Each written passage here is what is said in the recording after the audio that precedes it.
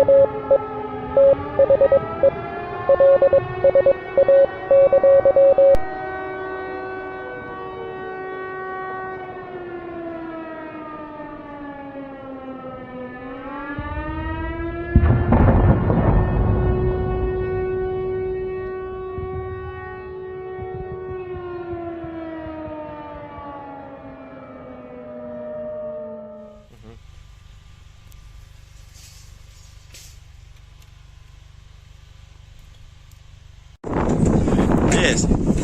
The Leaf Spring Army sends its regards.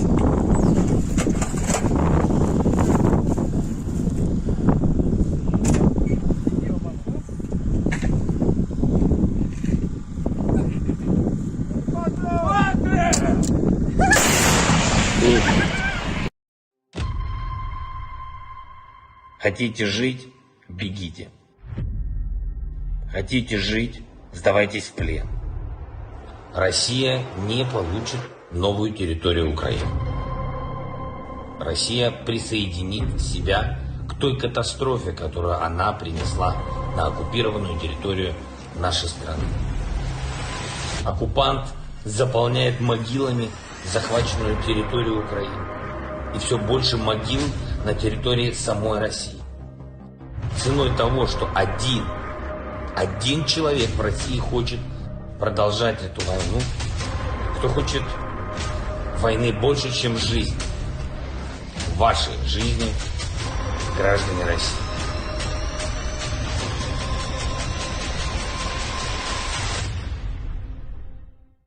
Русский военный корабль. Предлагаю сложить оружие и сдаться. Русский военный корабль, иди нахуй.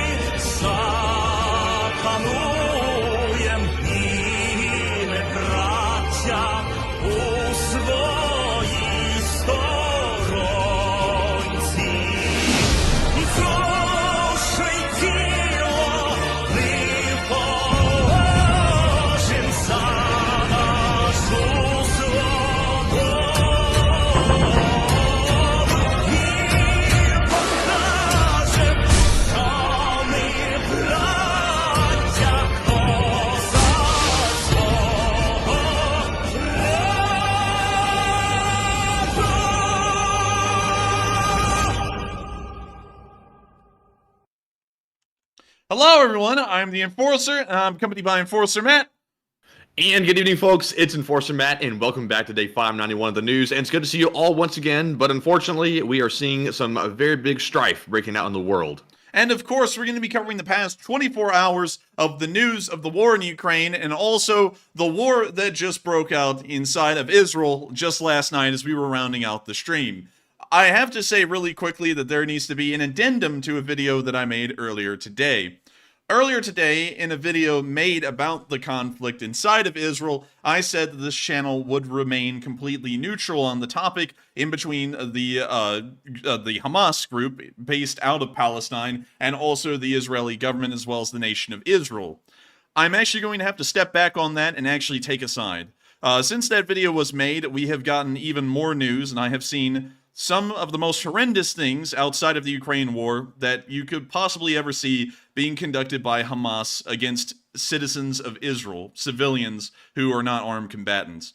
So far at this moment, the death count inside of Israel is approximately around the area of 300, and it is still climbing. There have been thousands wounded, and these citizens of Israel were not killed by indiscriminate rocket attacks in the first barrage. They were actually killed where they were inside of their houses by Hamas militants who, from what we've seen on video, are actually going house to house and executing women, children, and anyone that they can find as soon as they are found. So I have to be honest with y'all, we're actually going to have to go back on our neutrality statement, because one thing that I will not be neutral on is the death of innocent citizens. Regardless whether these citizens were inside of the Gaza Strip or whether they're Israeli, the fact is that the Hamas group is going out of its way to kill innocent civilians inside of Israel, as well as armed combatants as well. But the amount of innocent civilians that have been killed today is absolutely horrendous. There actually hasn't been an attack in Ukraine, a single attack, that has killed 300 people in this short of an amount of time that were citizens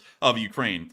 Probably the only thing I could think of is possibly the Battle of Mariupol, but I'm not even sure if on a given day of that, the civilian casualties were that high. So we are actually going to be supporting the Israelis on this one, because citizens are citizens, and the fact that the Hamas group is going out of their way to target and kill citizens of Israel in exorbitantly high numbers, I feel like it would be amiss for us to not say that we would support Israel in this situation. This one situation. We, of course, can't expand that into everything, but what I will say is that the merciless slaughter of innocent civilians is completely uncalled for. It is a war crime, and not only that, it is a crime against humanity in general. But we'll be getting into that news. Oh my goodness, I've been looking on Twitter today at this conflict in Israel, and I have seen some horrific things. I can't even believe Twitter would allow people to upload atrocities committed by the terrorists going into Israel, which is absolutely horrific. And I'll be completely honest, I'm with the Enforcer. I haven't seen atrocities quite like what I'm seeing going on in Israel. even in Ukraine in a few months. Like, these are some very bad things happening inside of Israel at an unprecedented level. And I know that a lot of people are going to sit here and talk about everything that's going on inside of Israel. I'm not putting all of that in consideration. That is its own topic. What I'm putting into consideration today is the attack that the Hamas has conducted on the nation of Israel and the amount of civilians that have died from this attack. You can try and justify things any way you want, but if you end up killing civilians, that's not really a good look whatsoever. I can't sit there and say we're going to remain neutral on something where hundreds of innocent citizens of a nation that were not armed combatants have died today, and the militants went out of their way to kill these people. And there is video proof of that out there. Of course, we can't show that on this stream, but we have seen women being violated brutally. I've seen children getting killed as young as 2 to 3 years old. It has been absolutely horrific things going on down there, and we can't sit by and remain neutral on something like that. It's barbaric what's happening around the area of the Gaza Strip. But speaking of which, since we're covering this news right now, instead of moving on to Ukraine, we're actually going to cover this first, because many of y'all were hearing that war had just broken out inside of Israel last night when our stream was rounding out, and I think it would probably be pertinent to cover that right now. Of course, many of y'all know of the Hamas militant group. It's actually a fairly commonly known one. It's kind of along the level of, say, Al-Qaeda or other groups that are similar to it. But this one is a fairly interesting one. Largely funded by the Iranian Republic, or the Islamic Republic of Iran. They are a paramilitary terrorist group that is intent on largely conducting chaos against the Israeli government and also the nation of Israel from inside the territory of Palestine and the Gaza Strip. Since about the 80s, this relationship in between Hamas and the Islamic Republic of Iran has existed, and we have seen that every once in a while they actually go rogue, and we have seen that in one instance that Hamas actually extended over into Jordan for a short while several years ago, and then was quashed and then went back inside of Palestine and continues to be there. It is something that I have to say I'm not really a big fan of, especially considering that Iran is a direct rival of the United States. Of course, not one of our most powerful and most prominent rivals, but a rival nevertheless. They are a serious issue to contend with, and considering that they are the ones funding the Hamas group inside of the Gaza Strip, that also means that these Hamas fighters are going against U.S. interests because they are funded entirely by an anti-American nation. And so with that, we're now going to be moving on to our first clip showing the major rocket barrages that started to occur overnight from Gaza onto the nation of Israel. These were, of course, launched by the Hamas fighters. We can see a mass barrage right here.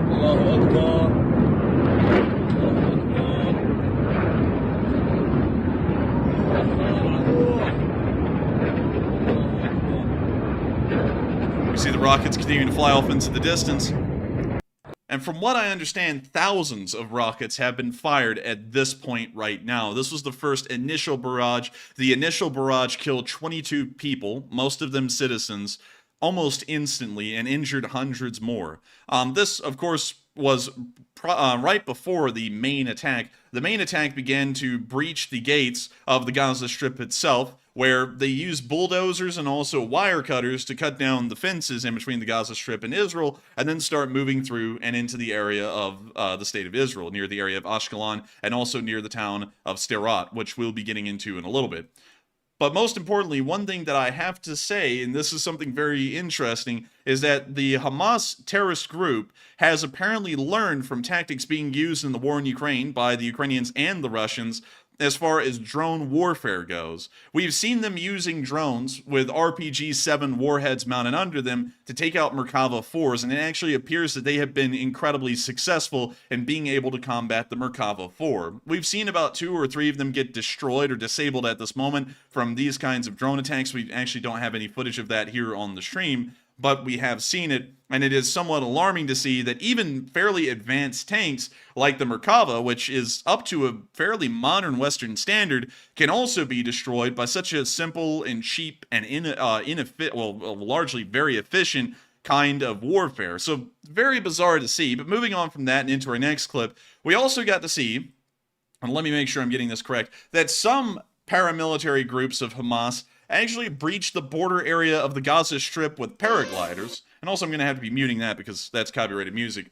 But showing the clip here, we can see the paragliders orbiting around this field, and I've never seen a group use paragliders like this before. This is like the terrorist equivalent of an airborne assault brigade, but we can see them taking off from this field here and actually flying in formation. This is something that they've actually practiced, because you'll see that they take off from the field, they take a right bank, then orbit around the field, and then they organize themselves into a line and they start flying towards Israel. And, you know, these paragliders actually flew, or at least some of them flew, right into some kind of celebration or party or something that Israel was holding on their side to celebrate some event. And they actually flew right into the middle of it and opened fire on the crowd.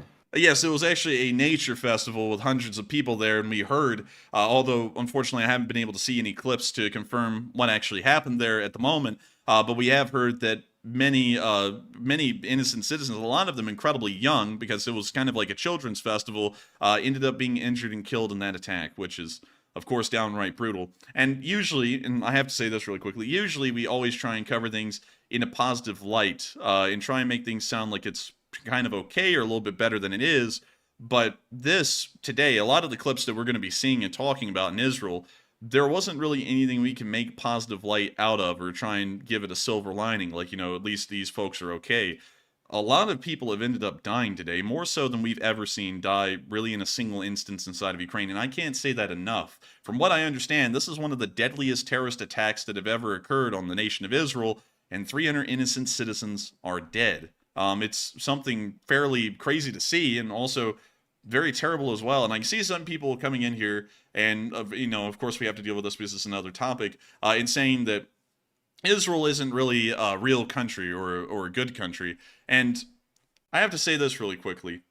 Regardless whether you agree or disagree with the government, I think we're all on the same lines that killing innocent citizens of a country is not a good look. I would condemn Ukraine if I saw Ukraine slam a Tochka missile into the middle of Kursk and kill several hundred people. I would say, hey, I mean, I understand that y'all are being invaded by the Russians, and that's pretty messed up, but that's uncalled for to go and target citizens. And luckily, the Ukrainians have never done anything like that, where we would have to go and make a statement like that.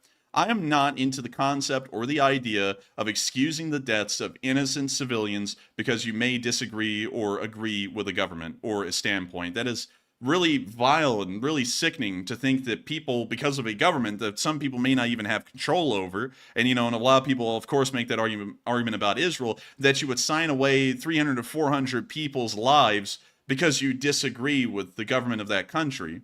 I wouldn't wish death upon any civilian inside of any country in the world, even in times of war, even if you disagree with that government or what they are or where they're from. If for some reason a conventional war broke out in North Korea, I certainly wouldn't want to see U.S. forces pulling a melee massacre on some village inside of North Korea. It's absolutely uncalled for, and it's reprehensible, and that's why we ended up taking a side on this and supporting the Israeli government and what the nation of Israel is doing right now, because the deaths of 300 innocent civilians is completely uncalled for. And so with that, we're going to be moving on from this clip and on into the next one, where we also got to see that Israeli aircraft did start to operate later on in the day over the Gaza Strip. We got to see the jet streams of these aircraft, but we didn't really get to see a lot of them in action. When you see the jet streams up there, of course, Israeli aircraft and the Israeli Air Force started to kick into action a little bit later on in the day.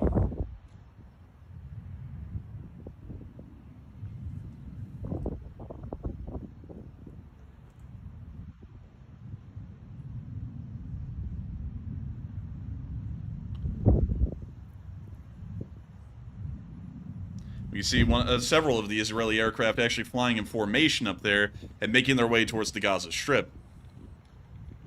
And do we know what type of aircraft they are? I'd heard earlier that they were using F-35s at one point, but are these F-16s or F-35s? Unfortunately, we don't really know. The Israelis actually have a very wide variety of jets. They have F-15s, F-16s, F-35s. I believe they have even more than that. So the actual type of aircraft that's being used here, probably will be completely unknown because we can't see them close enough to be able to tell. The president of Israel, or actually, correction, the prime minister of Israel, got to make sure to get the title correct, has actually stated that all citizens, all non-combatants in the Gaza Strip should leave immediately because they are going to begin bombarding places that they believe are hubs of terrorist activity from the Hamas. And we have seen that they've started to conduct airstrikes in Gaza very recently, actually within just 4 hours ago during the middle of the night. It's still the middle of the night over there. And we can see that the Israeli Air Force is now attacking buildings that they believe have weapons stores inside of them.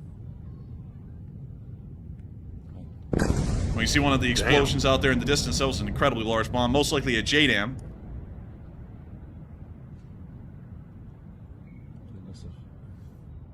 And where's this attack happening? This is happening inside the city of Gaza. Dang, they're putting a hurt on them. They are. And also, someone just asked you a good question here. Someone said, if Israel killed 300 innocent people in the next few days, will you change sides? That's actually a big moral conundrum there. Because, of course, we condemn the deaths of civilians wherever they may be. But the thing is here, and here's the tough part, the Hamas group kind of conducted the attack first. At least in this instance. You know, you can say, oh, yeah, but, you know, this has been going on for decades and all, but I can't really account for that right now. We're talking about what's happened today. Like, you could say, oh, look, 9/11 happened, you know, but hey, I mean, that's completely excusable. I mean, you know, the people in the Middle East, they have a reason to be unhappy with America because we installed the Shah in Iran at some point in the 30s and the 40s. So obviously that's just tit for tat. No, that's not how that works. When an unsolicited attack against citizens or civilians happen, it's completely uncalled for. There's just no other way to put it. And you have to respond off of that one instant. What the Israelis will be doing over the next few days is in response to what has happened right now over the past 24 hours. So it's a really tough question to answer, but we will largely have to end up supporting the Israelis. Of course, we would condemn the deaths of innocent civilians. Obviously, I don't think any innocent civilian should be put to death for actions that weren't even their own or they weren't even representatives of or working for a government. But nevertheless, this is a pretty tough situation, and we've seen that it's practically turned into a small Holocaust on the area of the Gaza Strip. But moving on from that, we also saw that at the same time, civil unrest started to break out into the northern area of Israel, near the area of Acre, where we saw that riots started to break out, apparently in support of Hamas. But sadly, apparently that was removed, and we won't be able to show that here on the stream. But it just showed some people pulling out some tires into a street, setting them on fire, and kind of going ham. But moving on from that area and moving back down into the area of the Gaza Strip, we then saw that Israeli forces started to move towards the border, and we saw a large amount of armor, mostly Merkava 4s, mounted onto the back of truck beds and being transported towards the border, which we can see right here. This appears to be an entire armored unit, most likely I would say an armored battalion, most likely. It's an incredibly large number of tanks on the move. Now, notice the mix of European trucks and American trucks. I saw a Kenworth or something in the mix of those European trucks in there. Really? Yeah, I saw it like the midway point of the video. Interesting. Let me go back and look at that again. Let's see here. European. Yeah, American. That's like a Kenworth. Yeah. European. I saw former DOD civil servant Trent Telenko on Twitter saying today that he was noticing as well that they had American and European trucks and how the U.S. has supplied Israel with also a lot of logistics equipment to help them mobilize quickly in case of a situation like this. So even though they were kind of caught off guard by the attack, at least they're able to quickly mobilize and get ready for a counterattack. Interesting. That's some fairly interesting information here. Something I actually did not know, but very, very good nonetheless to know that we are, of course, making sure that they will have an ability to respond to what's happened today. Moving on from that, we also saw in the area of Sderot, and this is something that's going to be very hard to cover because this is about the closest I can get to describing a single atrocity we saw today. Inside of this town of Sderot right here, we have heard that there was a police station that was overrun by Hamas militants. It was right across the border, so they pretty much ran into the town and overpowered the police immediately. They then held them hostage and then massacred all 20 police officers who at the time were completely unarmed inside the building and were hostages of Hamas. They executed them, and then later on, when we see this clip here, the Israeli Defense Forces started to push through the town and make sure to remove the Hamas militants from the area, and then they came upon the massacre that had occurred inside of the police station. We don't see what happened inside the police station, at least in this clip, but we do get to see the Israeli Defense Forces moving through the area where the police station is outside, and making sure to try and clear the area.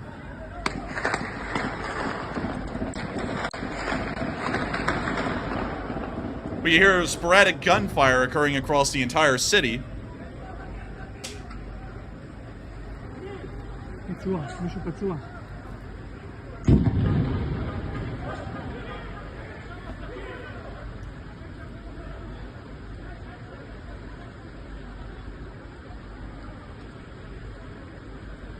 We see more IDF soldiers moving around through the parking lot. We can see all of the police cars down here in the parking lot. The police station appears to be somewhere within this compound. That may actually be it right here on the left side of the screen.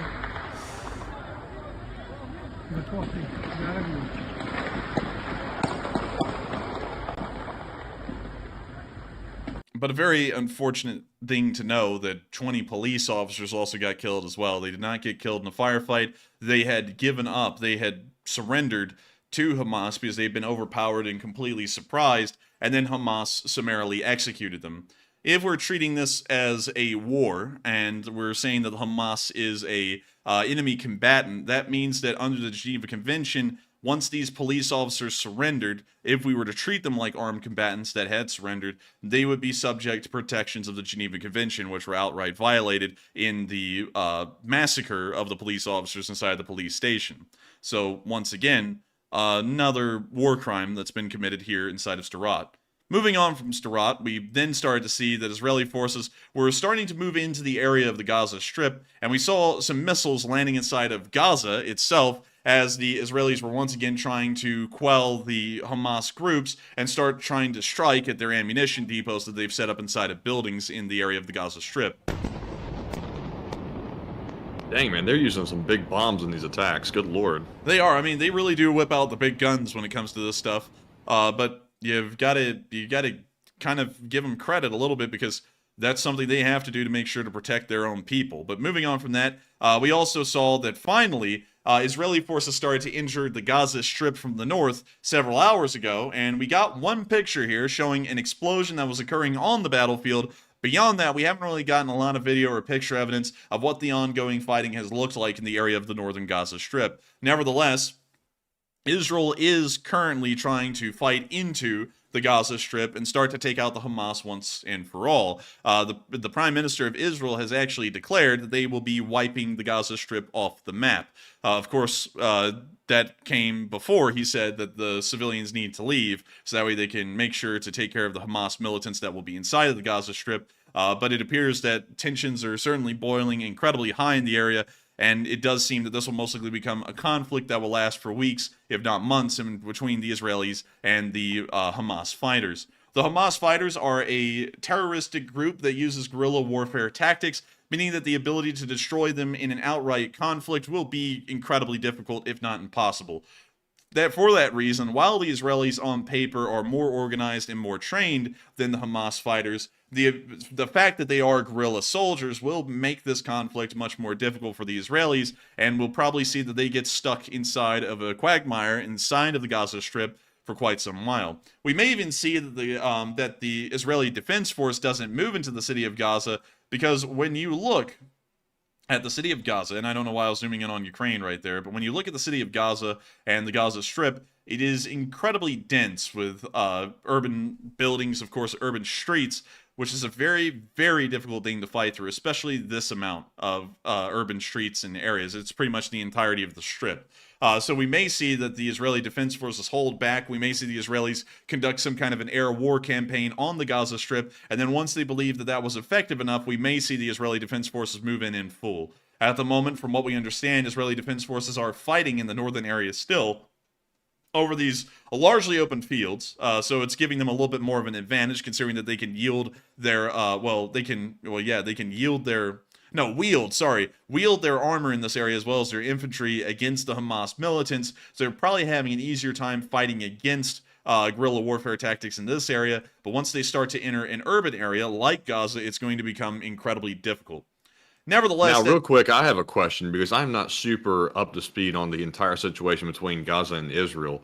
When you were zoomed in down there to Gaza just a second ago, is there a wall around Gaza, essentially like blocking it in from Israel, or is it open like you can like run across? from what I understand, there is a wall here. It appears that no one was brave enough to get to a street view picture. The closest street view picture is actually a pretty good bit away. But from what I understand, there is a wall that surrounds the entirety of the Gaza Strip. Really quickly, let's actually Google that and see if there is a wall around Gaza.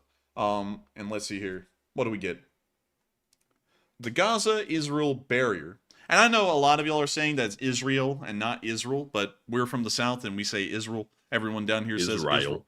Yeah, we don't say Israel because it's just something that we weren't raised. It's not our dialect or anything. But according to Wikipedia, the Gaza-Israel border, or Israel border, is a border barrier located on the Israeli side of the Gaza-Israel border.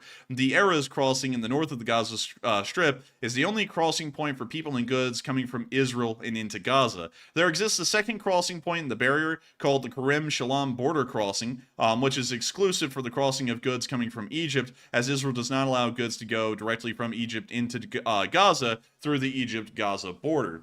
A fence along the border. Okay, and is it controlled by Israel or is it controlled by Gaza, the entrance to the wall? It is controlled by Israel. Interesting, because I've seen some folks speculating that Israel is planning to do a ground invasion of Gaza, perhaps, in addition to airstrikes and trying to level the place. But I'm kind of curious at how they plan to do that if there's only one entry point.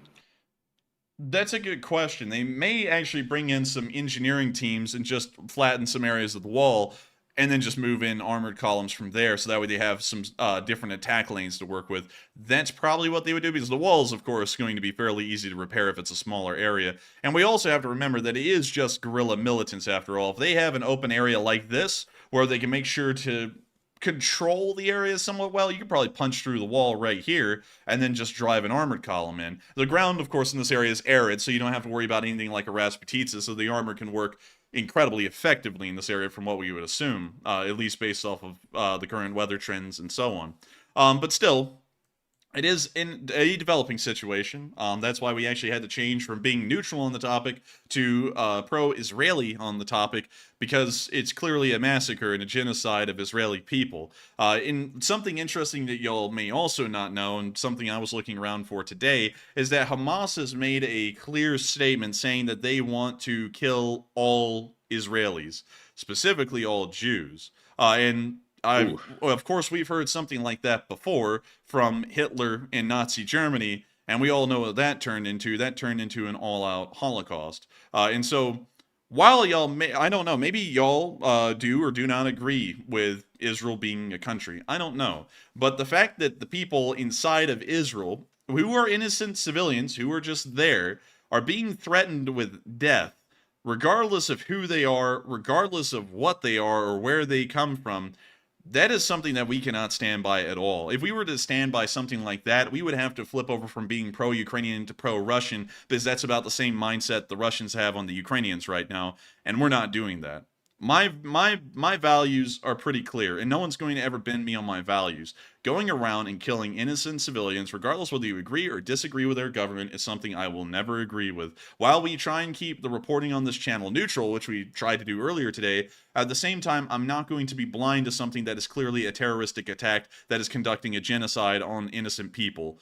So with that, I hope that does cover the best bits of news that we had on Israel today, showing what the situation is. And of course, I'm not trying to convince y'all either that the Israelis are in the right. That's my take, because I don't find the deaths of citizens to be excusable under any circumstance. But you know, if y'all think otherwise, I guess that's what y'all think. I'd have to say I strongly disagree with that. And just think, if it was your innocent family members who were getting killed in that area right now, what would you think? But beyond that, I guess that's kind of y'all's opinion. But with that, we're going to be moving on from the nation of Israel, and also we would like to extend a hope and a little bit of a best of luck to our Israeli viewers like Yuri Binch, who is inside of Tel Aviv. I hope y'all remain safe. We did hear that apparently some rockets actually landed inside of Tel Aviv from the Gaza Strip just last night, and I hope that everything is okay for y'all and that y'all have been safe so far. We actually have several Israeli viewers in here, and I hope that everything was able to be fared well, although things have been an absolute firestorm inside of Israel right now. It does appear that the Israeli government is trying to get a hold of the situation and stop the Hamas from breaking in further into Israel, and hopefully we can see that there will be far less civilian casualties on both sides as the coming days pass.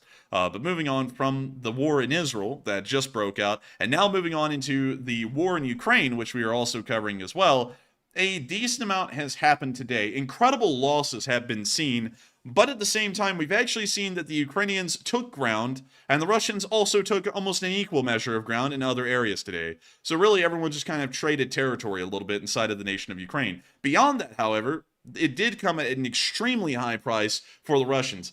Dozens of Russian tanks were reported destroyed today by the Ukrainian government, and it appears that the Ukrainian defenses and also the Ukrainian offenses were incredibly successful in destroying large amounts of Russian manpower and equipment inside of the nation of Ukraine. But before we get into that, it's always important to talk about the ability of the Ukrainians to be able to get some well-trained units into the area and to make sure that the war can carry on. And we can see that the 53rd Brigade inside of Western Ukraine has been conducting some training with their T-72Bs and making sure to get their crews ready to go for another bout at the front lines. It's always important to see that training like this occurs. It always ensures that these tanker crews will have the proper kind of training on their minds whenever they go into combat, and hopefully that will help them to survive the war and also inflict as much damage on the Russian forces as possible. Moving on from that and into our next little clip of training, we also got to see the Israelis training some cadets. These are cadets of the National Academy of the Security Service of Ukraine, and very interesting to see that they either have Canadian C-7s or some kind of a version of an M16, although it looks more like a C-7. Still, really nice to see them, of course, in training, learning everything they can about drone warfare, the basics of fighting war like the one we're seeing right now, and also going on a little bit of a run. I bet you the run's really fun, and I bet you that's the favorite activity of everyone at the National Academy of the Security Service of Ukraine.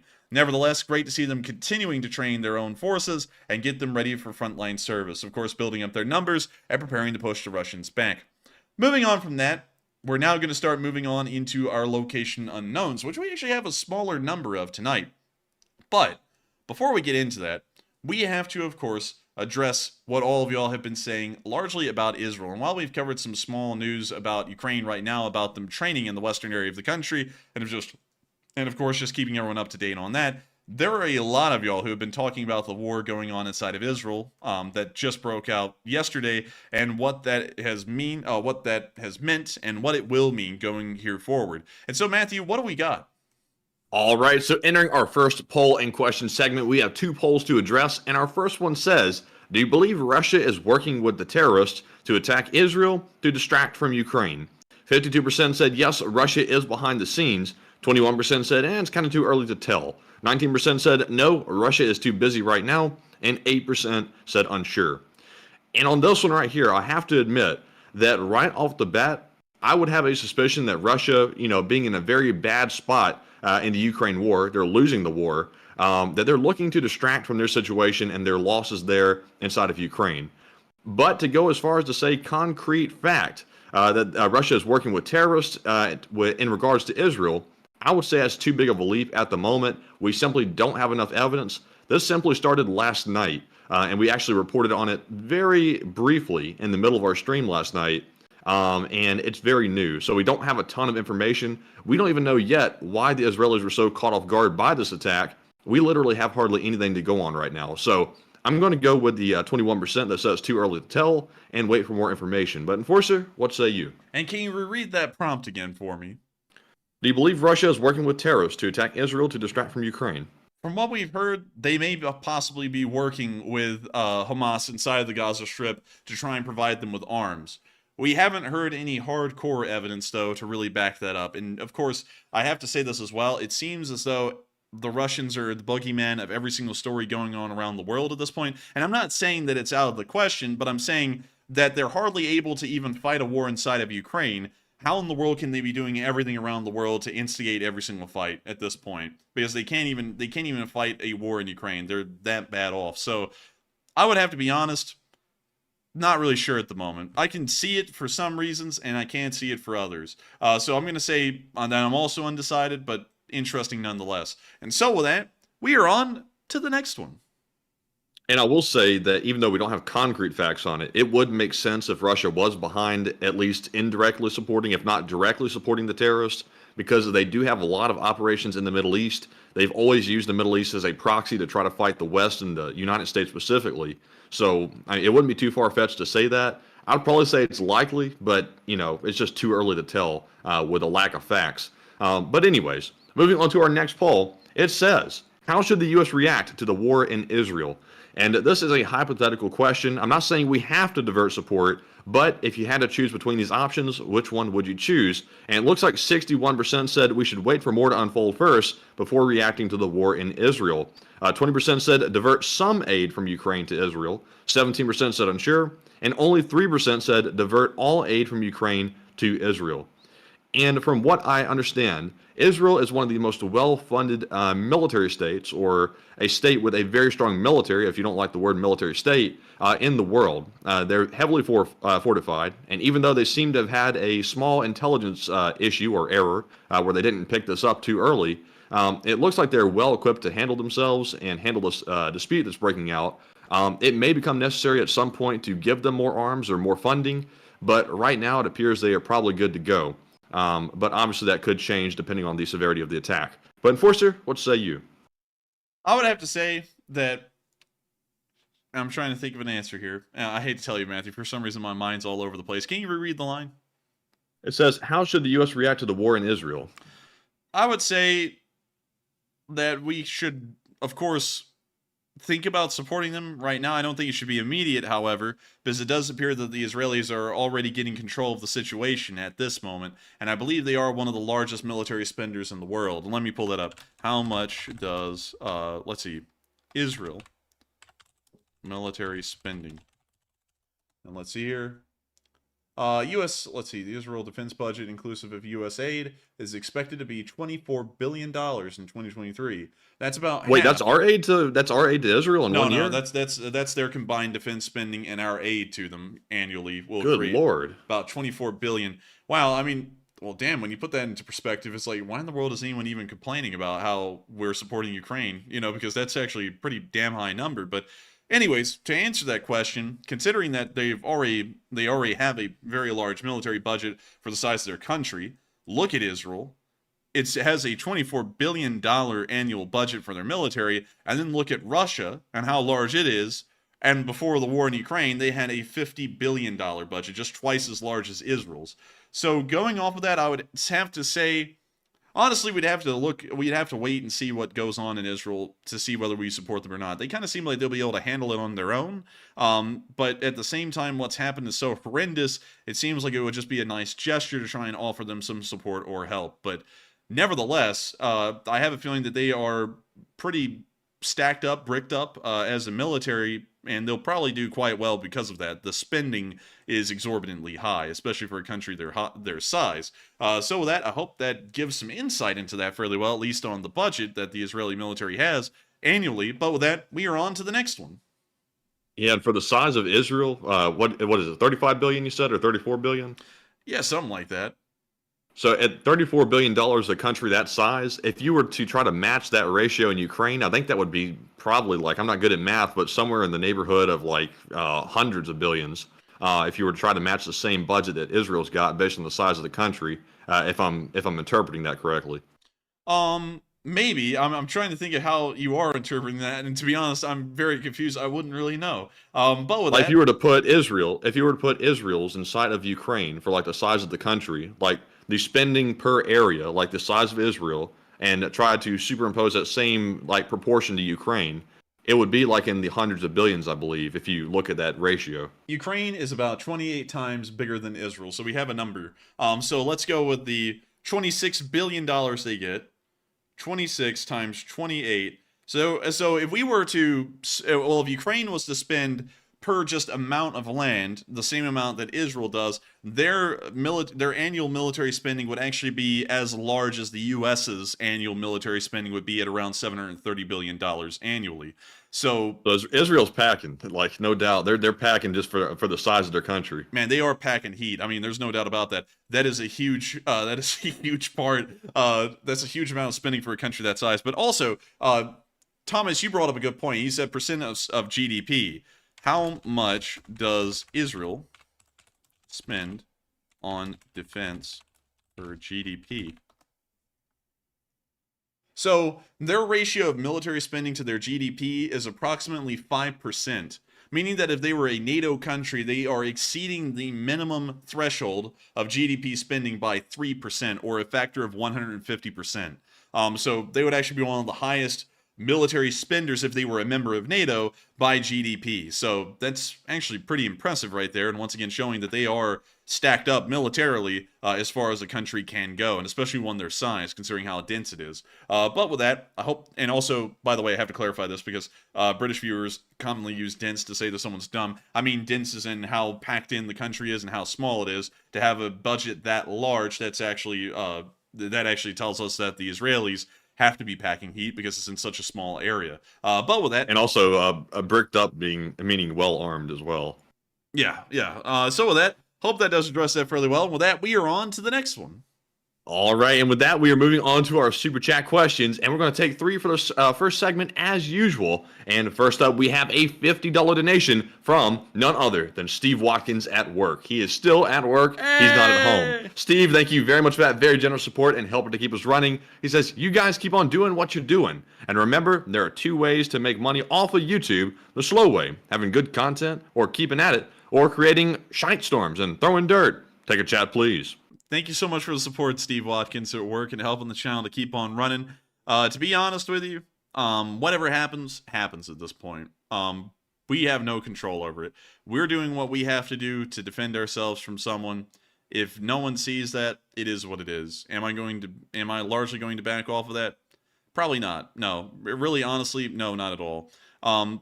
The idea, and what you're talking about, throwing dirt and everything, the idea of someone putting our house in a thumbnail and then ripping off our stream and using our copyrighted material, it doesn't bode well with me at all. We're going to stick to our guns on that, and I could, damn the consequences. I know what's right, and I know what's best for Matthew and me and the safety of us and our family, and we're going to do anything we need to secure that. But still, thank you so much once again, Steve Watkins, for the kind words and the support. And helping this channel to keep on running, and we will make sure to take a chat question. And so with that, what do we got? All right, so our chat question goes to a boss who says, I think Putin is behind the Israeli war and is paying a bounty for every Israeli death to take pressure off his war. And what are your thoughts? And I would say possibly. I don't think it's going to be taking pressure off of the war exactly, because if a lot of stuff starts kicking off, the U.S. is probably just going to start upping the amount of munitions factories inside the United States. So I would say it's probably not going to divert attention away from Ukraine. And also, if the Israelis get a handle on this and start pushing the Hamas inside of the Gaza Strip, we'll probably not see massive amounts of U.S. support going to Israel instead of Ukraine, because the Israelis would largely have it under control by that point. So with that, I hope that does address that live chat fairly well, at least in my opinion, because while that may be the case, it's also entirely possible that it's not the case, and it's just kind of another thing that's boiling over. Kind of like the situation in between Serbia and Kosovo, which has now appeared to start slowing down because we haven't heard any additional news about what's been going on in Serbia and Kosovo. And so with that, I hope that does address that fairly well. Thank you so much once again, Steve Watkins at work, for supporting the channel. It means a lot to us. We appreciate folks greatly who support the channel. It's the only way that we can keep this thing running, and if it wasn't for folks like y'all, it wouldn't be possible. And so with that, thank you so much once again, and we are on to the next one. All right, and our next super chat question is going to go to Hal Rose, who puts in a $33 donation. And big shout out to you, Hal Rose, and thank you very much for that support. And he says, Enforcer Matt, concentrate on law school. You only get one chance. And this show has become your avocation, not your bread and butter. And pick a question, please. And thank you so much for the support. And thank you for backing us up, Hal Rose. We are still going to law school. And I got to thank you so much once again for helping us to keep this thing running.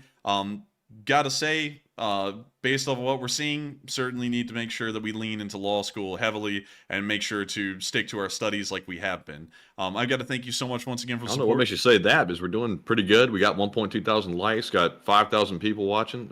We're doing good. Don't be all down and out. We're doing good, but you know, if you look at the whole thing, it's pretty garbo. You know, that's really the honest situation. But nevertheless, I gotta be honest, folks. I don't share that. I don't share that feeling whatsoever. We're taking a stand. We're doing what we feel is right, and whatever happens as a result of that, that's fine. But I'm not distraught whatsoever, and I believe that the LSA is a great community, and I'm going to be positive, and I'm going to move on, and we're going to let the cards fall where they fall, or the chips fall where they fall, and it is what it is. No, I'm not saying it like that. I think you misunderstand. I'm saying it's garbo that we've pointed out to some people what's actually happened, and they didn't want to listen to it at all. That's what's garbo, and so they're still going to keep on doing what they're doing. And I'm like, that is insane to actually have explained what actually happened, and then they just ignore it and act like they didn't even hear what this person's done to us. That was absolutely garbo to me. And if we're gonna stick our guns on the one thing with the other guy, I'm gonna stick my guns. I'm gonna stick with my guns on that too. That is absolutely deplorable that people would support someone who doxes people that they don't like and then act like that's a part of free speech. But with that, we are on to the next one. Thank you so much once again for the support, Hal Rose, and helping this thing to keep on running. Yes, indeed. And up next, for our last Super Chat of the segment, we have a $20 donation from Dean London. And thank you very much, Dean, as always, for that very generous support. Hey! And you have been around the channel for a very long time. And he said, dumb disclaimer 1.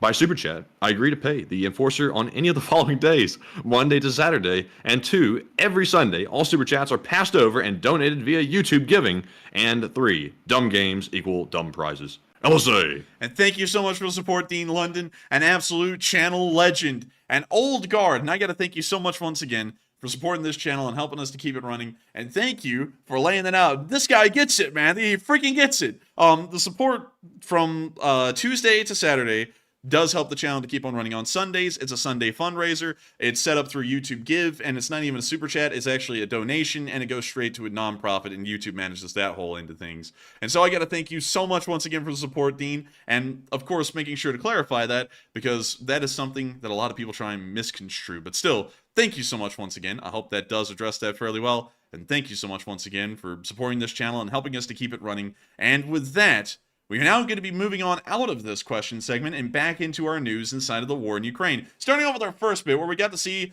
some Russian soldiers apparently wanted to blow up some faulty ammunition that they had gotten a hold of.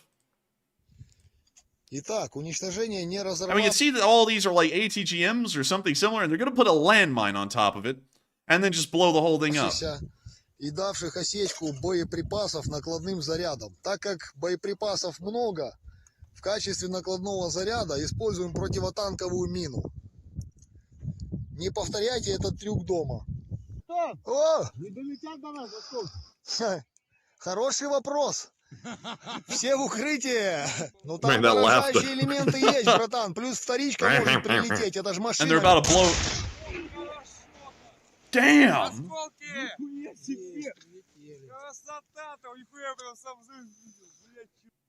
Okay, I was actually blown away by that. Hold up.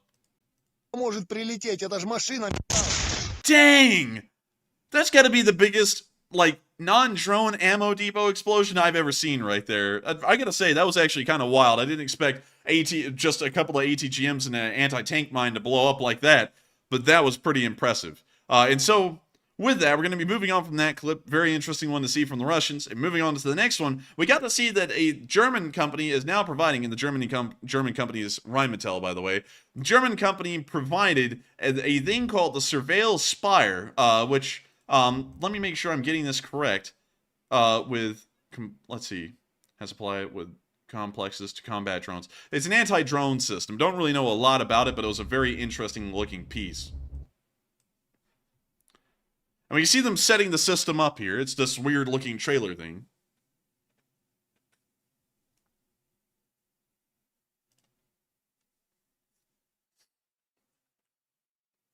And we can see that it has a 30-kilometer detection camera. Look at that. It's Wally. Hey! And we can see it tracking a boat. Oh, it's on the coast. Yeah, I guess you could buy me a boat. And it's green. It's solar powered. Oh, yeah, it's green. Economic. And then we can see they have a lifting pad for one DJI Mavic. Gotta like it. Drippy, I do have to admit. Revolutionizing everything, apparently. We can see that it's using AI to identify what's what. Pretty cool. But with that, that's the end of that little clip right there. Very nice to see that they're getting the Surveil Spire. And, of course, hopefully it'll be helping them out with anti-drone warfare. Moving on from that into our last clip of Location Unknown News, we also got to see the Russian casualty report for today. And it was 5 Bobcats. Let's go. Look at it. 5 Bobcat skid steers were destroyed over the past 24 hours. Of course, an absolutely amazing number, but the losses in every other category were unbelievable today. 610 Russian soldiers were knocked out, along with 20 armored personnel carriers, 58 supply trucks, 23 tanks, 22 artillery systems, 27 drones, 2 MLRSs, and 1 anti-aircraft warfare system. All in all, pretty damn impressive. I'm not going to lie. The amount of losses that the Ukrainians have inflicted onto the Russians today are the highest in the vehicle categories that we have ever seen. And I got to say, huge credit to the Ukrainian army for being able to pull this off today. And hopefully, this has severely weakened Russian forces inside of the frontline areas. Moving on from the casualty report and now on to the front lines of Ukraine itself, and moving from the area of the northeast and all the way down towards Crimea, because we got a little bit of news in northern Crimea today. We're first going to be covering the northeastern part of the front lines. And so covering the past 24 hours, we saw the Russians take some ground here. It appears that they've closed the gap in between Ukrainian lines and Russian lines, but we haven't really seen a lot of Ukrainian frontline movement in that area either. We haven't seen any movement whatsoever in Bakhmut, and it also appears that no other movement was seen near Drovchina earlier on in the day. Moving on to the area of Shtelmakivka, we got to see some Ukrainian sappers moving through the area and trying to clear some mines.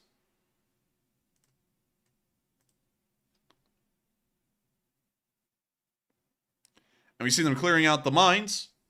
Of course, moving down the road and making sure to put up flags wherever they find any kind of explosive or a metallic object below the ground.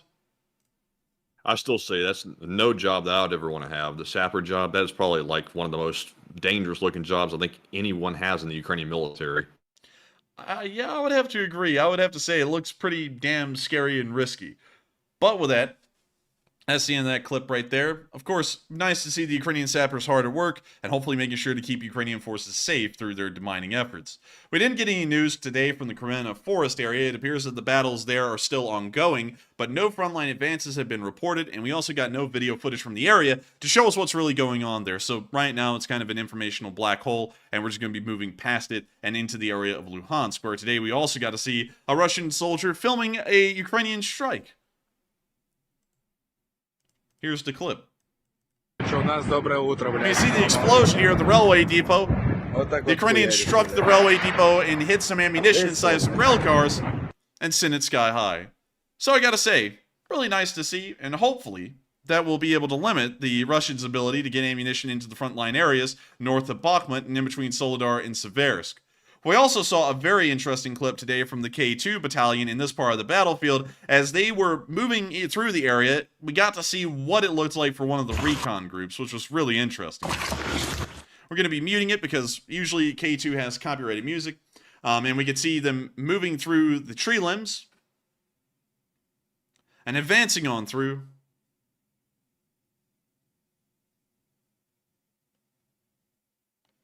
We see that they found a hole. A rabbit hole. We can now see them moving on through the rest of the tree line here.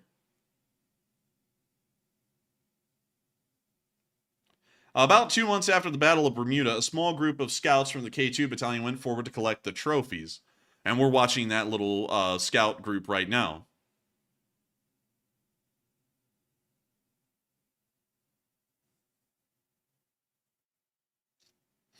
We now see them continuing to move through. After inspecting the battle site, sappers had to set traps.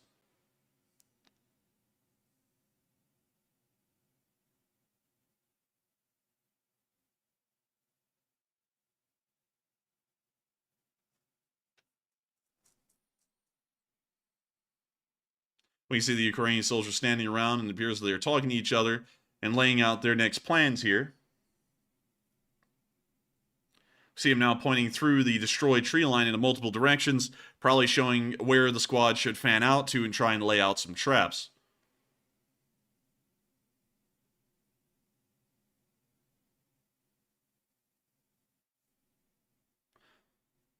We can now see one of the soldiers testing out the strength of one of the limbs, and it appears that it was quite strong.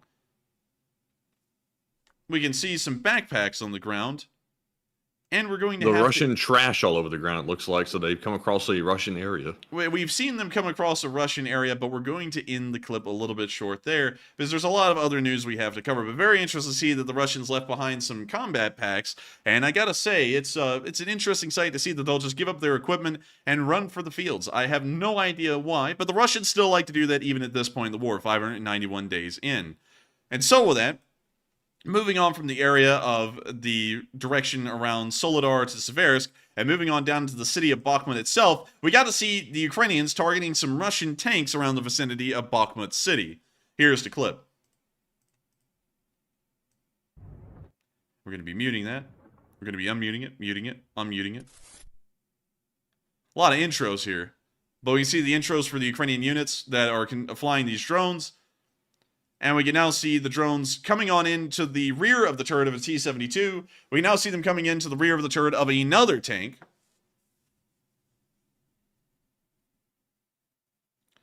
And we can now see another one.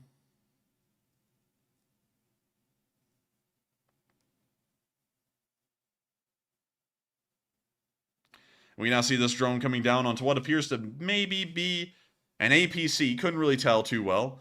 We see another main battle tank, this one apparently abandoned, getting hit.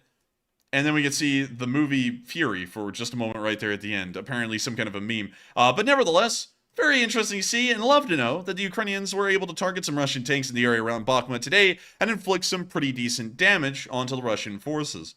Moving on from that and down into the very southern flank, and by the way, we saw no frontline advances or changes in this area today. That's why we're not giving a frontline analysis. We're now moving on down into the area of Ozherenivka, where we got to see the Ukrainians using a trench slingshot to try and fire some high explosives at the Russians.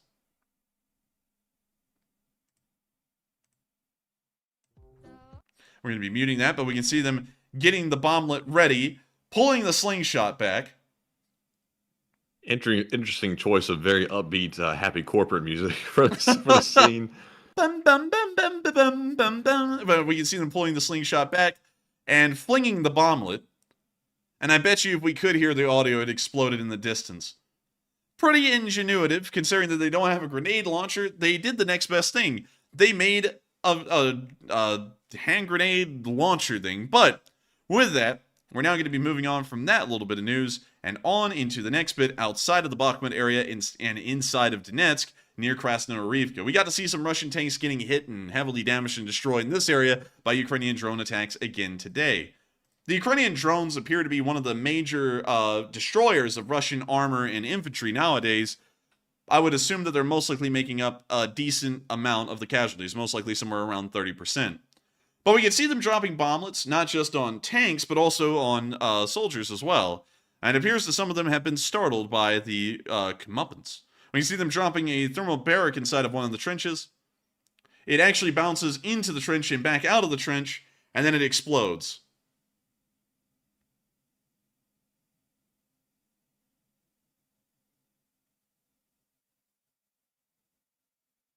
We now see them dropping some bomblets onto an abandoned BMP-2. It appears they exploded on the front of the APC, and it's now started a fire. We can now see that the fire is burning out of control, and that little BMP is toasting nicely. Oh, the Russians aren't sure how to react to Blyat. They're like, oh, we lit the fire, but oh, Blyat, that was our vehicle, Blyat. Man, I don't know what to do, suka, Blyat. But with that, we're going to be moving on from that little clip. Very nice to see them destroying some Russian armor and infantry in the area of Donetsk, and hopefully softening up that area of the front lines for a further advance. Moving on from that and down into the area of Yakharivka, we also got to see the Storm unit destroying a T-72B3. And here's the clip. And we're going to be muting that, but we can see, we can hear the 1950s, ooh, ooh, ooh, ooh, you know what I'm talking about. But anyways, we can see the drone flying on top of the tank. Get ready to slam dunk it. And hitting it right there. They love to oh, wow, man. Oh. Spontaneous combustion. Look at that. Man, call this thing an internal combustion engine because that thing be roaring. Man, like an easy bake oven or something, man. That stuff went up fast. And I gotta tell you, oh man, I'm telling you. Oh man, we get no respect around here. No respect. But with that, we can see the Russian tank burning on out, causing a fire actually inside of the tree line. Which didn't really give the Ukrainians a Michelin star because they're out here roasting orc. Man, get them a star because they be cooking. But we can see them cooking up the tank, and we can see that apparently at some point it had a turret toss and lost the turret. But we didn't get to see that. We just see the smoldering remains where the tank was. That's the end of the clip, but absolutely wonderful to see that the Ukrainians were able to destroy another T-72B3 in the area of Yahorivka. Moving on into the village chain and the rest of the southern front, we also saw some pretty interesting news here in this area. We saw the Russians take some ground here, and we saw the Ukrainians take some ground over here just south and west of Harkiv. So largely you can see that both sides exchanged pretty much frontline positions today. Some Russians move forward over here, some Ukrainians move forward over there, largely in equal exchange. Moving on from that, however, and into the area of Vernozhine, we got to see the Marines of the 38th hitting Russian forces. And here's the clip. We can see the drone bomblet flying on in towards the tank. Of course, the RPG underslung on the drone, hitting the Mista. And it appears that it immediately started to smoke and then possibly explode. We now see a second one coming in, a double tap. Oh my god. Well. That ended fiery. That was the fire and fury, the likes of which we've never seen. But, man. But the Russians are very familiar with that fire and fury at this point. It's a daily part of their routine on the battlefield. Man, they're sitting there like, oh, look, a shooting star. Wait, it's my tank. And then it just blasts itself. But still, pretty wild to see. Pretty nice to know they were able to take out a Mista S in that area. And moving on towards Zydaба-Bajani, we also got to see a Russian counterattack in the area stopped.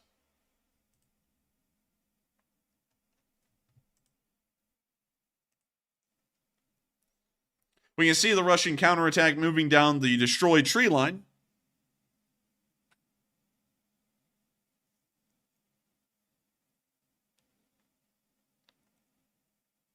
And we can see the Russian. There's probably no reason to even stay in the tree line because it's like totally gone. Yeah, it's largely it's like some stumps and some lumber from the Homewood lumber section. And we can see that they're getting hit by a grenade launcher and call this grenade launcher salt and pepper because it's peppering the Russian forces. But you see the Russians are still actually attempting to move forward, and we see one of them actually hopping into a crater over here. We see the artillery, the larger artillery now being called in.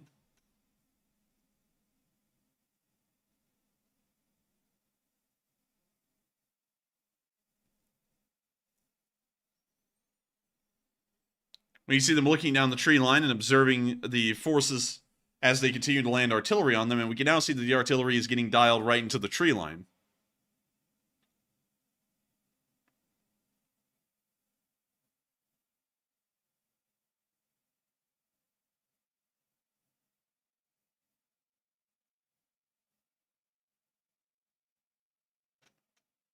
We can see the bomblets continuing to land, and as well as the mortars near the area of the Russian trench right in the middle of the tree line.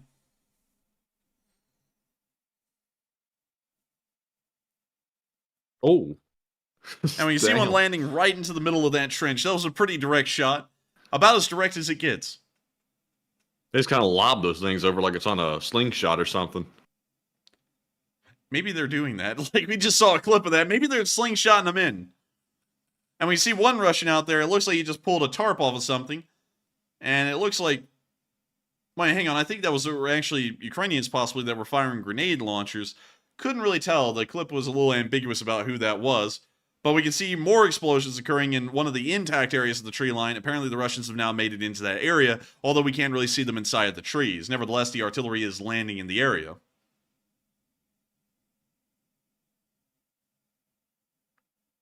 With that, that's the end of the clip, but absolutely wonderful to see them, of course, continuing to repel counterattacks in the area. Moving on from that and down towards the area of Huilopol, we also got to see some Ukrainian soldiers on standby waiting to move out, which was a really interesting sight. And so, here is the clip. We can see this Ukrainian soldier here has some kind of appears to be a sniper or a marksman rifle, and we can see a whole bunch of Ukrainians up on the street just hanging out around the vehicles, getting ready to move on forward. We can also see an ATV back there. Apparently that's their rear guard, is the ATV. We can also see this guy right here with a painted up AK. Pretty neat. And so with that... Man, he's striking a pose for real, man. Man, right there at the end, he'd be looking like Michael Jackson. He's about to go, hee hee. But with that, that's the end of that clip right there. And we're now going to be moving on into the next one, which is actually inside of the Rabotny area. And to go over the Rabotny area, of course, we didn't see any southward movements by the Ukrainian forces, except for in this area near Kopani. And it appears to be a somewhat smaller movement. Nothing strategically major, but nevertheless good to see. Moving on to our first clip inside of Irkutsk, we got to see that a captured T-90M is going to be used inside of Ukraine. Well, used by the Ukrainians after they captured it from the Russians. We can see a picture of the T-90M right here. Really cool to see, and hopefully we'll see the Ukrainians once again having another T-90M on the front lines to use against the Russian army. Moving on into our next clip near Nodial and Lvivka, we also got to see some Ukrainian MRAPs on the move. And so, we're going to be muting that, but we can see the Max Pros on the move through the open fields. Of course, absolutely incredible to see these kinds of armored personnel carriers being used by the Ukrainians. With high survivability and also a decent amount of mobility for its size and weight, it is an incredibly good armored personnel carrier or armored car to carry around Ukrainian soldiers in. And we can see that they're showing off their abilities to maneuver out here in these fields. And we can also see how they're slowly destroying the environment with deadly CO2. But anyways, we can see them now racing forward through the fields. And I gotta say, Man, really like cool. Big old stout boxes. Those things have like some serious ground clearance on them too. Like, and it's got some torque, man. It's kicking the ground up. Man, you can be standing straight up, and that thing would still ride right over you. You wouldn't even feel the bottom of the chassis of that thing. But still, really cool little vehicles, and wonderful to know that they are using them incredibly well to make sure that crew survivability is ensured. Moving on from that and into our next clip, we also got to see a Ukrainian engineering vehicle on the move. And this is one of those trench digging vehicles that you'll have seen before. They're incredibly rare. We've never really seen these a lot on film. I think we've only seen it once or twice before, and we can see one of them on the move right there. That's a Soviet-era vehicle, that's why it looks incredibly old, but it still does a pretty good job, and that's really all that counts. And so with that, I hope that does address that little clip fairly well. And we're now going to be moving on into our next one near the area of Verbove, where we got to see a Ukrainian drone from the 82nd Air Mobile Brigade, or Air Assault Brigade, passing over a trench, but then returning to get a little quick one on the Russians. Well, you can see the drone flying over through the trees, pretty sporadically, but still doing a very good job at flying. And we can now see it going right down to the Russian dugout.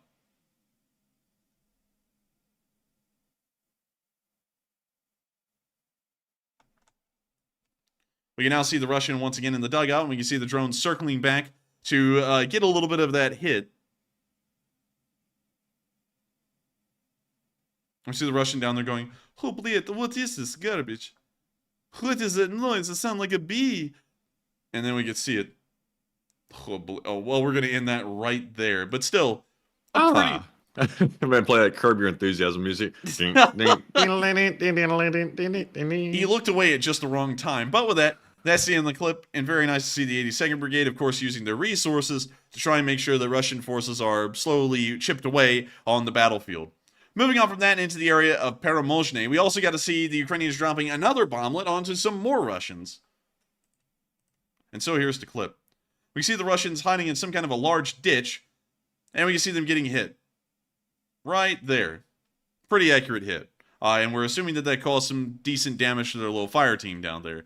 And so with that, we're now going to be moving on from that area of the front and down on into the area of Dzhankoy, where we also got to see some explosions apparently occurring inside of the town. We can see the explosion right there, of course, emanating from the city. Unfortunately, we don't have exact details or information about what kind of attack or what kind of explosion it was, but hopefully it is causing some damage to the Russian military, supply-wise, that will ensure that the defenders in this area will be even more hard-pressed to find viable and usable ammunition stores for all of their weapons.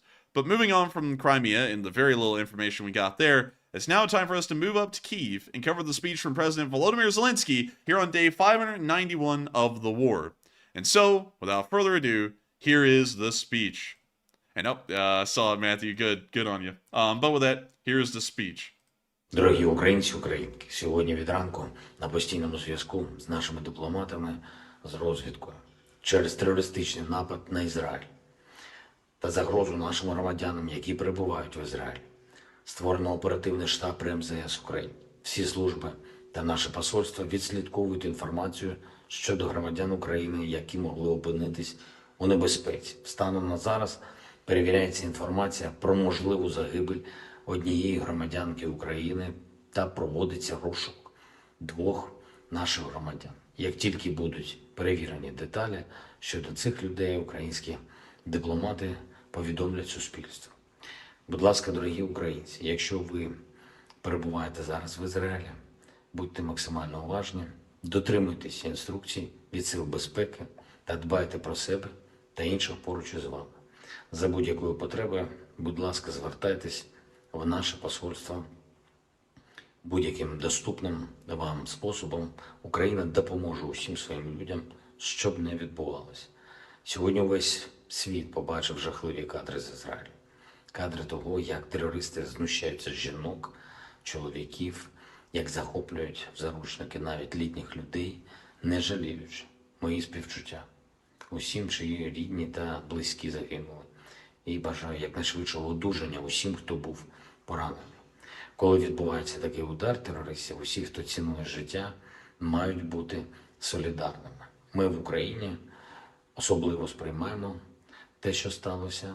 Тисячі ракет в небі Ізраїля, люди вбиті просто на вулицях, розстріляні машини з цивільними, знущання з заручників. Усе це, на жаль, терор приніс і на вулиці українських міст та сіл, і наша позиція абсолютно чітка. В будь-якій точці планети кожен, хто несе терор і смерть, повинен за це відповідати. Сьогоднішній терористичний напад на Ізраїль був ретельно підготовлений. Увесь світ розуміє, які саме спонсори терору могли спонукати та забезпечити організацію цієї атаки. Ізраїль має повне право на захист від терору, як і будь-яка інша держава. І дуже важливо, щоб увесь світ об'єднано та принципово реагував на терор. Жодної підтримки терористам, куди б вони не спрямовували свої ракети та на кого б вони не нападали, терористи повинні програвати. І це важливо для усього світу. Людське життя, мир та спокій народів однаково важливі всюди. І в Азії, і в Європі, і в Африці, і в Америці, і в Австралії. Всюди хай цінність людського життя та несприйняття терору будуть тими принципами, які нарешті об'єднають увесь світ. Слава Україні! And Herom Slava. And with that, that is the end of the speech from President Volodymyr Zelenskyy here on day 591 of the war. And of course, that is also the end of the halftime show as well. We're about to be moving on into the second part of the stream, which is the question segment. We'll be, of course, covering polls and everything like that. But, of course, I want to thank all of y'all so much once again for being here with us tonight. And if I can recommend to y'all to hit the like button, we would be incredibly appreciative. Every single like counts, especially nowadays with the present kind of world that we live in. Every single like really helps out this channel massively. And so please make sure to hit the like button and make sure to share the stream and this channel with your friends and anyone you may know, and encourage them to subscribe and follow the channel as well. It means a great deal to us, of course, that people continue to support this channel as we continue to support Ukraine. And I thank you all so much once again for being here with us so far tonight. There's a lot more ahead of us, and I hope that y'all stick around because we're going to be getting on into some pretty interesting questions. I've seen a lot of interesting questions in the live chat tonight that we'll be answering as live chats. And also, a lot of people have been throwing in some incredibly interesting super chats as well. So the questions are about to be really interesting. So with that, what do we got, Matthew? All right, so moving on to our final question segment of the night. Up first, we have one poll to address. It says, do you think the Israeli conflict will detract from the international community's attention on Ukraine? 38% said yes, it's already overshadowing Ukraine. 31% said, it might, but it's kind of too early to tell. 23% said no, Ukraine will remain at the forefront, and 8% said unsure. And on this one, I have to say up front that I believe we should keep our focus on Ukraine, and if we need to divert some focus to Israel, that is fine. But under no circumstances should we start neglecting Ukraine because another conflict is broken out somewhere else. We can't lose focus of how important Ukraine is as a strategic victory for the West and also to save the innocent people inside of that country. We have to keep focused on Ukraine, and on this channel, we certainly will keep raising awareness for Ukraine no matter what happens to make sure that it doesn't get out of the public's mind. But as to the question, with 38% saying it's already overshadowing Ukraine, I would have to agree that right now it seems like it is. I think it might be because the Israeli situation is brand new. It just popped up about 12 hours ago or less, and that is why it's dominating the news cycle right now. There seems to be a lack of information coming out on Twitter about what's happening in Ukraine as a result of that conflict in Israel just breaking out, which is obviously somewhat of a bad thing because we still need to keep Ukraine in the cycle, but I think it might just be temporary, hopefully. But Enforcer, what say you? I would have to say that if it starts to detract from Ukraine, I'll be somewhat disappointed, especially if the Israelis are able to get this under control quickly, and hopefully they will be able to. I think that it should be concerned, that should be a Israeli internal affair, considering what has happened. And if they're able to get it under control, I don't really think we need to get involved that much support-wise. I think it's important to continue our support to Ukraine without question. Ukraine is, of course, fighting a major conventional war against Russia. They've been doing that for nearly 2 years at this point, and they'll keep on doing it until the war is finally won. And you got to give them a lot of credit for that because it's something that they've had a great struggle with, and of course we've been supporting them massively here on this channel. All of y'all in the Lee Spring Army have raised around $1.2 million in support of Ukraine through all of the nonprofits and fundraisers that we've run on this channel, which has been absolutely incredible, and we'll continue to support them, and hopefully the United States will continue to support them as well, because one thing's for certain, I think even at this point, Ukraine probably needs to support more than Israel does, because Israel has an incredibly high military spending budget annually, and they also have a pretty decent armed forces as well. And so with that, hope that does address that. And with that, we are on to the next. Actually, that was the only poll we had. We are on to the questions. All right, so moving right back into our Super Chat questions. Up first, we have another very generous $50 donation from Blue Flam 777 LSA, longtime channel legend, and thank you once again, Blue Flam, for that support. He says, bots and trolls do what they identify with. They identify as terrorists, and if they don't walk a line of reason, they are emotionally motivated, delusional in tactics, fast attack, emotionally driven, actually sad, as the Gaza will be. Toast. And I have to agree with that, Blue Flam, 100%. The bots and troll tactic is to silence and suppress people. That is not the actions of someone who is a freedom-loving person in a democratic country. That is the action of terrorists and people that want to control and prevent people from speaking out. That is anti-democracy. That is not American. And the bots and trolls are terrorists in their own right. But Enforcer, what say you?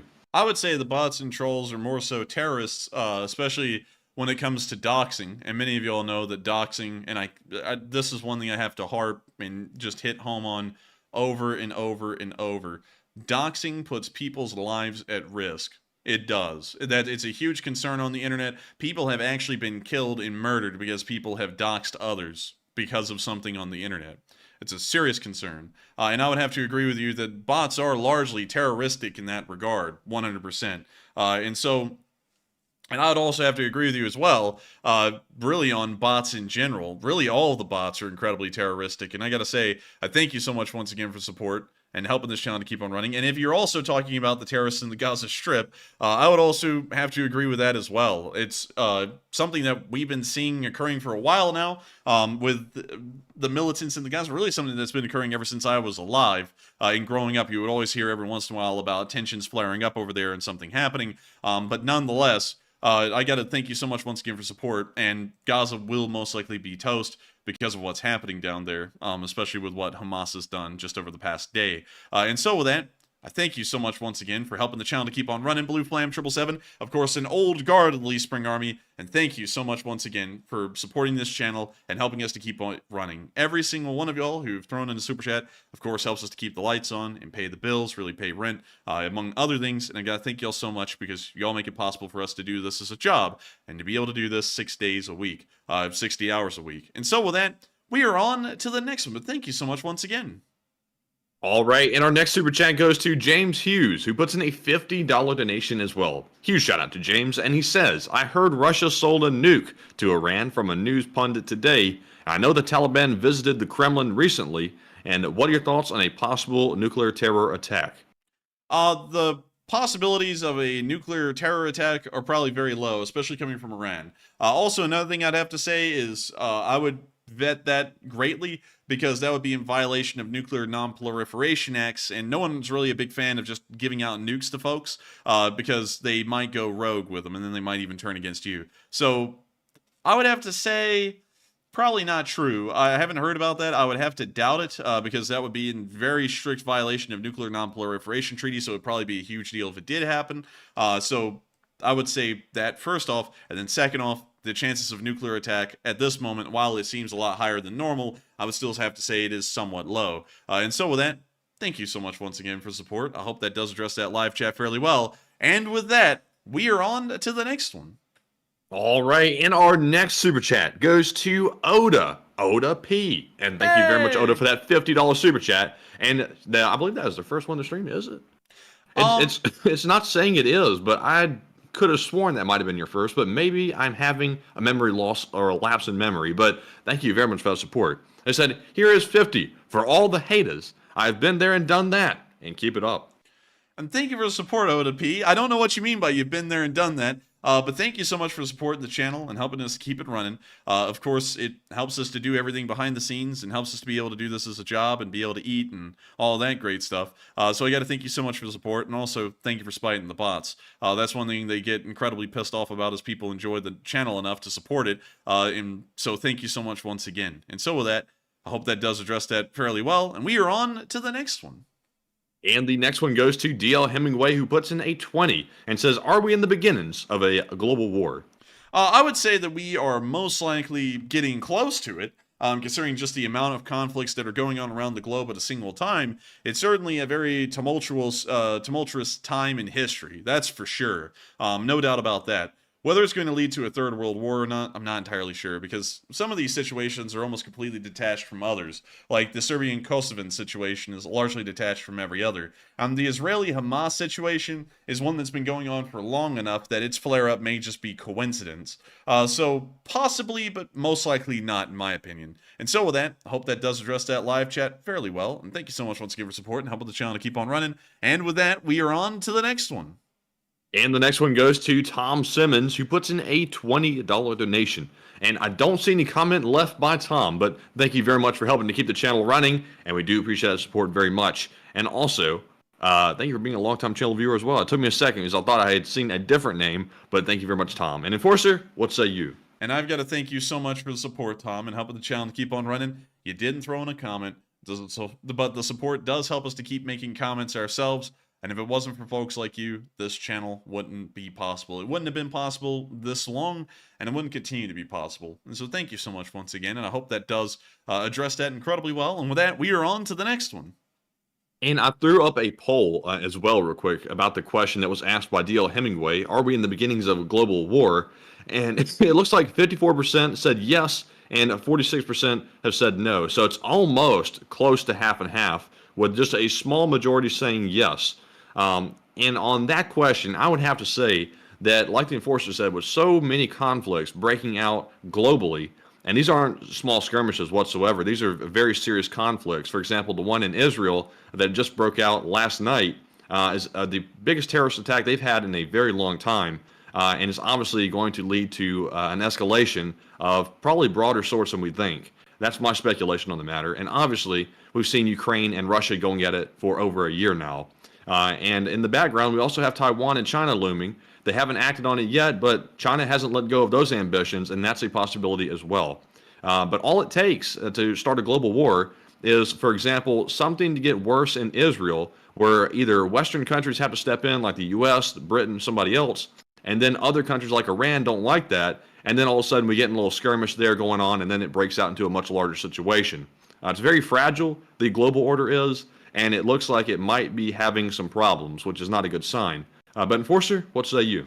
I would have to largely say that that sounded pretty on point, but I also also largely went along the lines of I don't really think a world war is going to happen, but it looks like it's getting kind of close. But with that, I hope that does address that well, because I would actually have to kind of fall within the no category, at least for the moment. So I'd actually have to side with the minority of people who voted on that poll. But with that, we are on to the next one.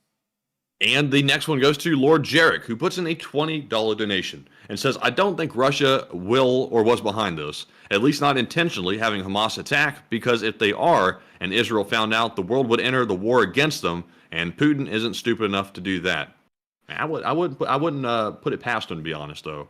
And I wouldn't put it past him either. It's entirely out there that he could have supported him. I mean, the Iranians openly support Hamas. That's something we know. And we haven't joined the war with Israel against Iran and ended up destroying Iran yet. So I would have to say it's entirely possible the Russians may be involved in trying to support Hamas, maybe to try and draw out distractions or just cause flare-ups of conflict around the world, possibly. I would say that's not out of the question. So with that, I thank you so much for the support, and I hope that does address that, at least how I see it, in my opinion. But thank you so much once again for helping this channel to keep on running. And with that, we are on to the next one.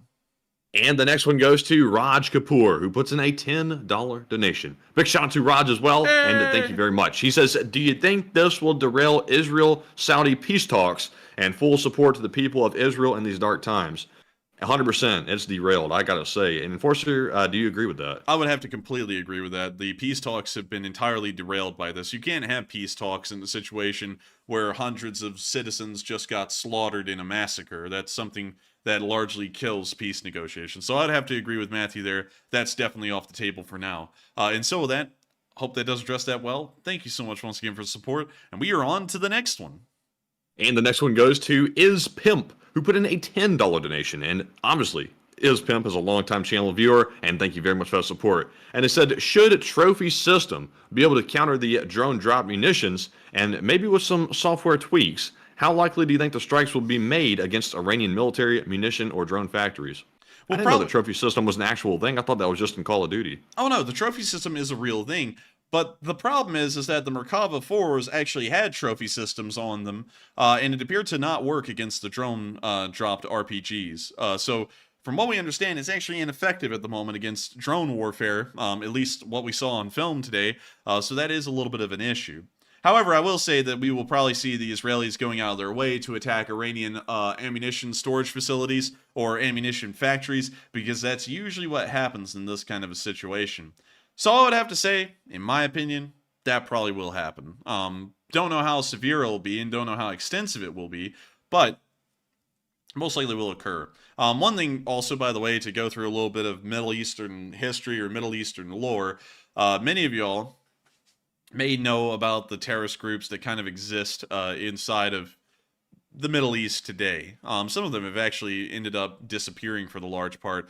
But Iran and Pakistan are actually the largest funders of terrorist groups that are inside of the Middle East. But everyone gets involved. The Syrians supported Al-Qaeda for a while because they were hoping that that would cause some upheaval enough that they would be able to take advantage and possibly conquer the countries around them, because Bashar al-Assad actually had some crazy idea when he originally came into power of creating a greater Syria, actually recreating Assyria from ancient times and having the same borders that it had. So they were funding anything and everything that would end up destabilizing the region. And that also includes the Kurds, which kind of makes the Kurdish situation in Turkey a little difficult, because the only reason the Kurds in Turkey have weapons is because of the Syrians. And it still largely stands that way to this day. And that's also why the Turks invaded Syria themselves and weren't a part of a NATO coalition and weren't supporting the Syrian Democratic Forces, is because they have a personal score against the Syrians because they're funding militants inside of Turkey. And those are the Kurdish militants. Now, that's an entirely different thing. We're not even going to get into that and talk about what those militants are, because a lot of people say that the Kurds have a reason for wanting independence. Some people say they don't, and I'm not even going to get into that argument because that's a very deep and detailed one, and there really is no good answer to it that it sounds okay when you're given all the details. But Iran also supports a large amount of terrorist organizations inside of the Middle East as well, and it's largely to try and destabilize the area, so that way Iran can take advantage of the destabilizations and grow to be a larger regional power. The Pakistanis actually supported a lot of terrorist groups because they hate Iran and they wanted to destabilize Iran, But most importantly, they want to destabilize the Indians. And this is probably one of the most interesting facts y'all probably never heard. The largest terrorist group in history is called the Bengal Tigers. And they are completely based inside of India. They are a pro-communist group of terrorists that exist in the area around Jharkhand and all the way down towards the area of Andhra Pradesh and Tamil Nadu. This entire area of India is economically underdeveloped because of the amount of terrorist activities that have been occurring here. Of course, that has its benefits for the local wildlife, but for the quality of life for the people living there, it's absolutely horrendous. And it's been the largest terrorist group ever since its founding in the 1970s. No other group, including the one, Matthew, that sounds like an Egyptian god, the one I'm talking about, Matthew, that was around. It was Iraq, Syria, the Levant, that kind of thing. Don't say. Are you talking about? Don't. Are you talking about the four-letter word? Yes. The Bengal Tigers was actually even larger than that group when that group was at its peak. So it's a very interesting little side note there about how terrorist groups work in this area, from the Indian subcontinent all the way to the Middle East. But it's something that every country kind of dabbles in the area, and it causes nothing but bad things, terrible things for the most part, for everyone involved, including the countries that are actually sponsoring these terrorists, because the terrorists are, of course, loose cannons and wild cards, and usually they end up turning against the country that actually supported them. But with that, hope that does address that well, and thank you so much once again for the support, and I hope that does give a little bit of a historical background to the lay of the land in the Middle East. And so with that, we are on to the next one. Thank you once again for the support. And if you want even a simpler overview than that, the lay of the land in the Middle East is violence, and more violence. It seems like, and Iran is like the devil in the bunch that keeps all the fights going. But anyways, moving on to our next super chat, we have a $50 donation from Jesus UCSB, longtime channel legend, and thank you very much, Jesus, for that support as always. He says, "Hola, and LSA, we are the greatest army in the world, and so proud. Get them like so. Oh, and we don't negotiate with terrorists." And he says, LSA homie. And thank you so much for the support, Jesus UCSB, and helping the channel to keep on running. And I got to say that the Lee Spring Army is the greatest community out there. And I got to thank so many of y'all for sticking with us and going, sticking the course with us. It means a lot to us. And I hope that everyone also has a pretty good idea of what the situation is in the background. And also, do get those likes up. We're currently nearly at 2,000 likes. Can we get it up to 3? I wonder. And I bet you we can. But still, thank you so much once again for support Jesus UCSB and helping this channel to keep on running. And nobody should negotiate with terrorists. It's a terrible thing to do. Hopefully the Israelis don't end up doing something like that. Hopefully the Ukrainians don't do that with the Russians. And hopefully that's a universal, hard and fast rule that everyone will go by. And so with that, thank you so much once again at LSA homie. And with that, we are on to the next one. But thank you so much once again for the support, Jesus UCSB, and being a Lee Spring Army tanker. And with that, on to the next one. And like some fella in the United States once said, I don't negotiate with terrorists. Now watch this drive. But anyways, moving on to our next super chat, we have a $22 donation from Duncan VR. Also another channel legend, and Duncan has the animal noises. He's armed and he's dangerous with the animal noises. He says, ba-boo-ba, ba-da-boom, ba-boo, quack, waiting for a rabbit noise from Matt. And I don't know what noise that would be, to be honest. He says, Baba, liking, moo quack.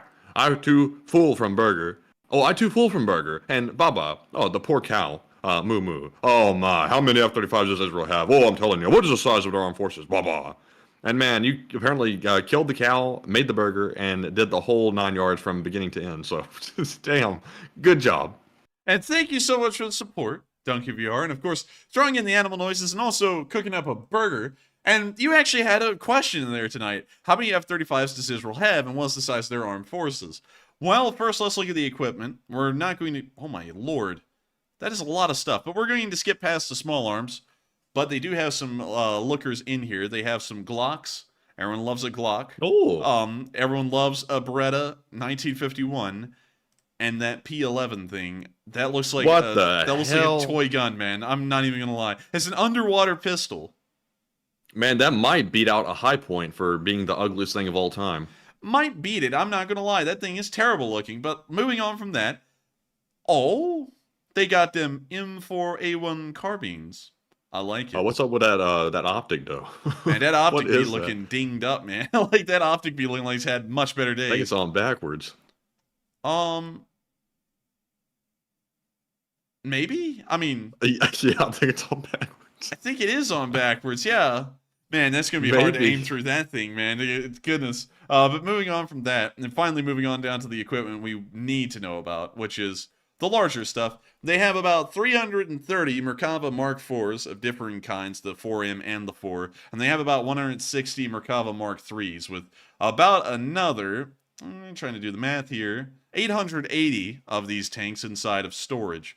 We can also see that they have a decent amount of armored personnel carriers as well, a decent amount of armored cars. They actually have thousands of Humvees, hundreds of armored cars like the Wolf, and then also this Plasan Sandcat, which actually looks pretty cool. It's a souped up Ford. Hey, that's sick, man. It's like one of those diesel like work trucks that have converted into like a modern like war vehicle. That's kind of cool.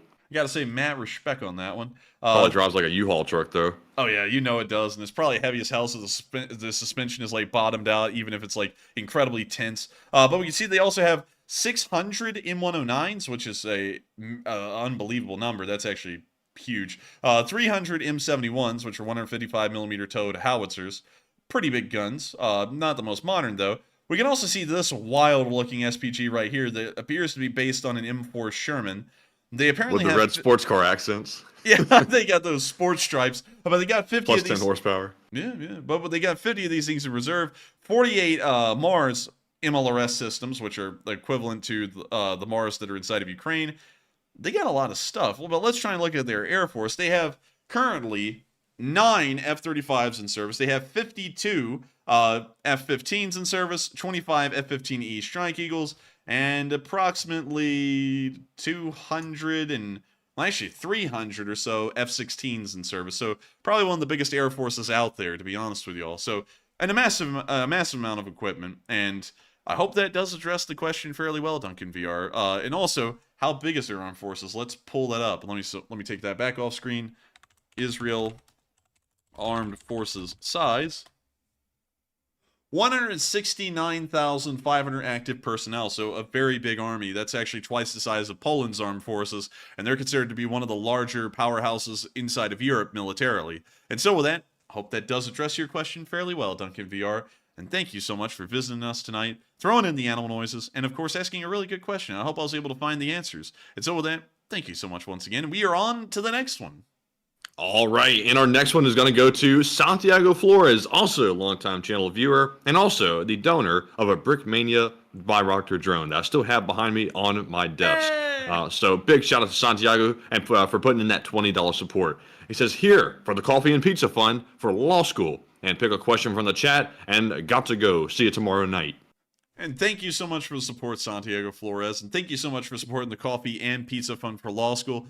We will make sure to pick a question from the chat. And thank you so much once again, Santiago, for supporting this channel and helping us to keep it running. I hope you get to see this tomorrow. And so with that, what do we got, Matthew? All right, and the question from the chat goes to Sammy J, excuse me, who says Israel has nukes, and do you think they'll use them at any point?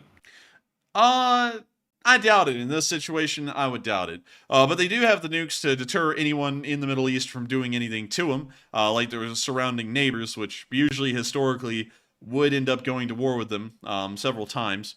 And then the Israelis also preemptively striked these countries whenever they were trying to go to war in other situations, like I believe the Yom Kippur War. But well, actually, I think that may have been the 7 Days War, the 10 Days War, or something like that. But nevertheless, it is something I believe is most likely being used as a deterrent to stop countries like Syria, Jordan, or Egypt trying to attack them again. I don't think it's supposed to be used on the Palestinians for any reason, and also that would be very questionable to start using nukes inside of Palestine just from a diplomatic perspective, and also the amount of civilian casualties that would be sustained from merciless nuclear attacks inside of Palestine. And so with that, I hope that does address that fairly well, and thank you so much once again for support. And also, Santiago Flores, thank you for helping this channel to keep on running. We will have a pizza and a coffee on you, and I gotta thank you so much for always supporting this channel and helping us to do this as a job. And so with that, we are on to the next one.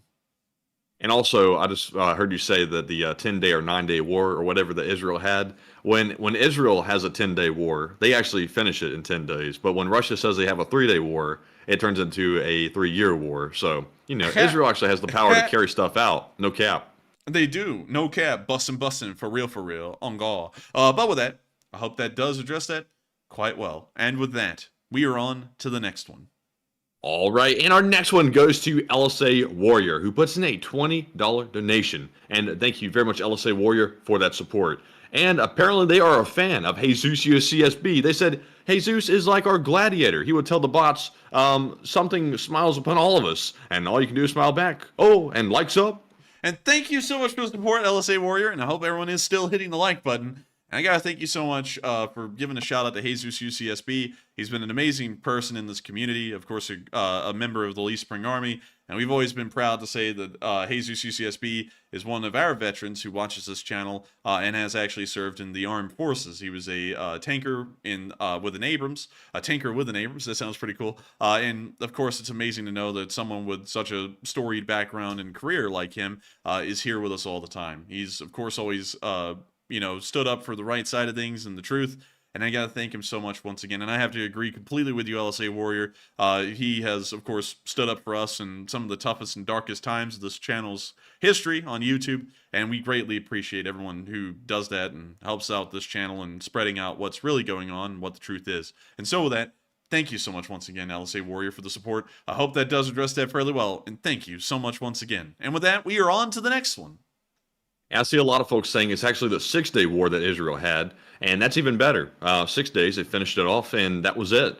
Instead of 10, they shortened it up a little bit. But anyways, moving on to our next Super Chat question, we have a $10 donation from Dean London. Big shout out to Dean London, and thank you very much for that support. Hey. He said, yeah, boy, LSA.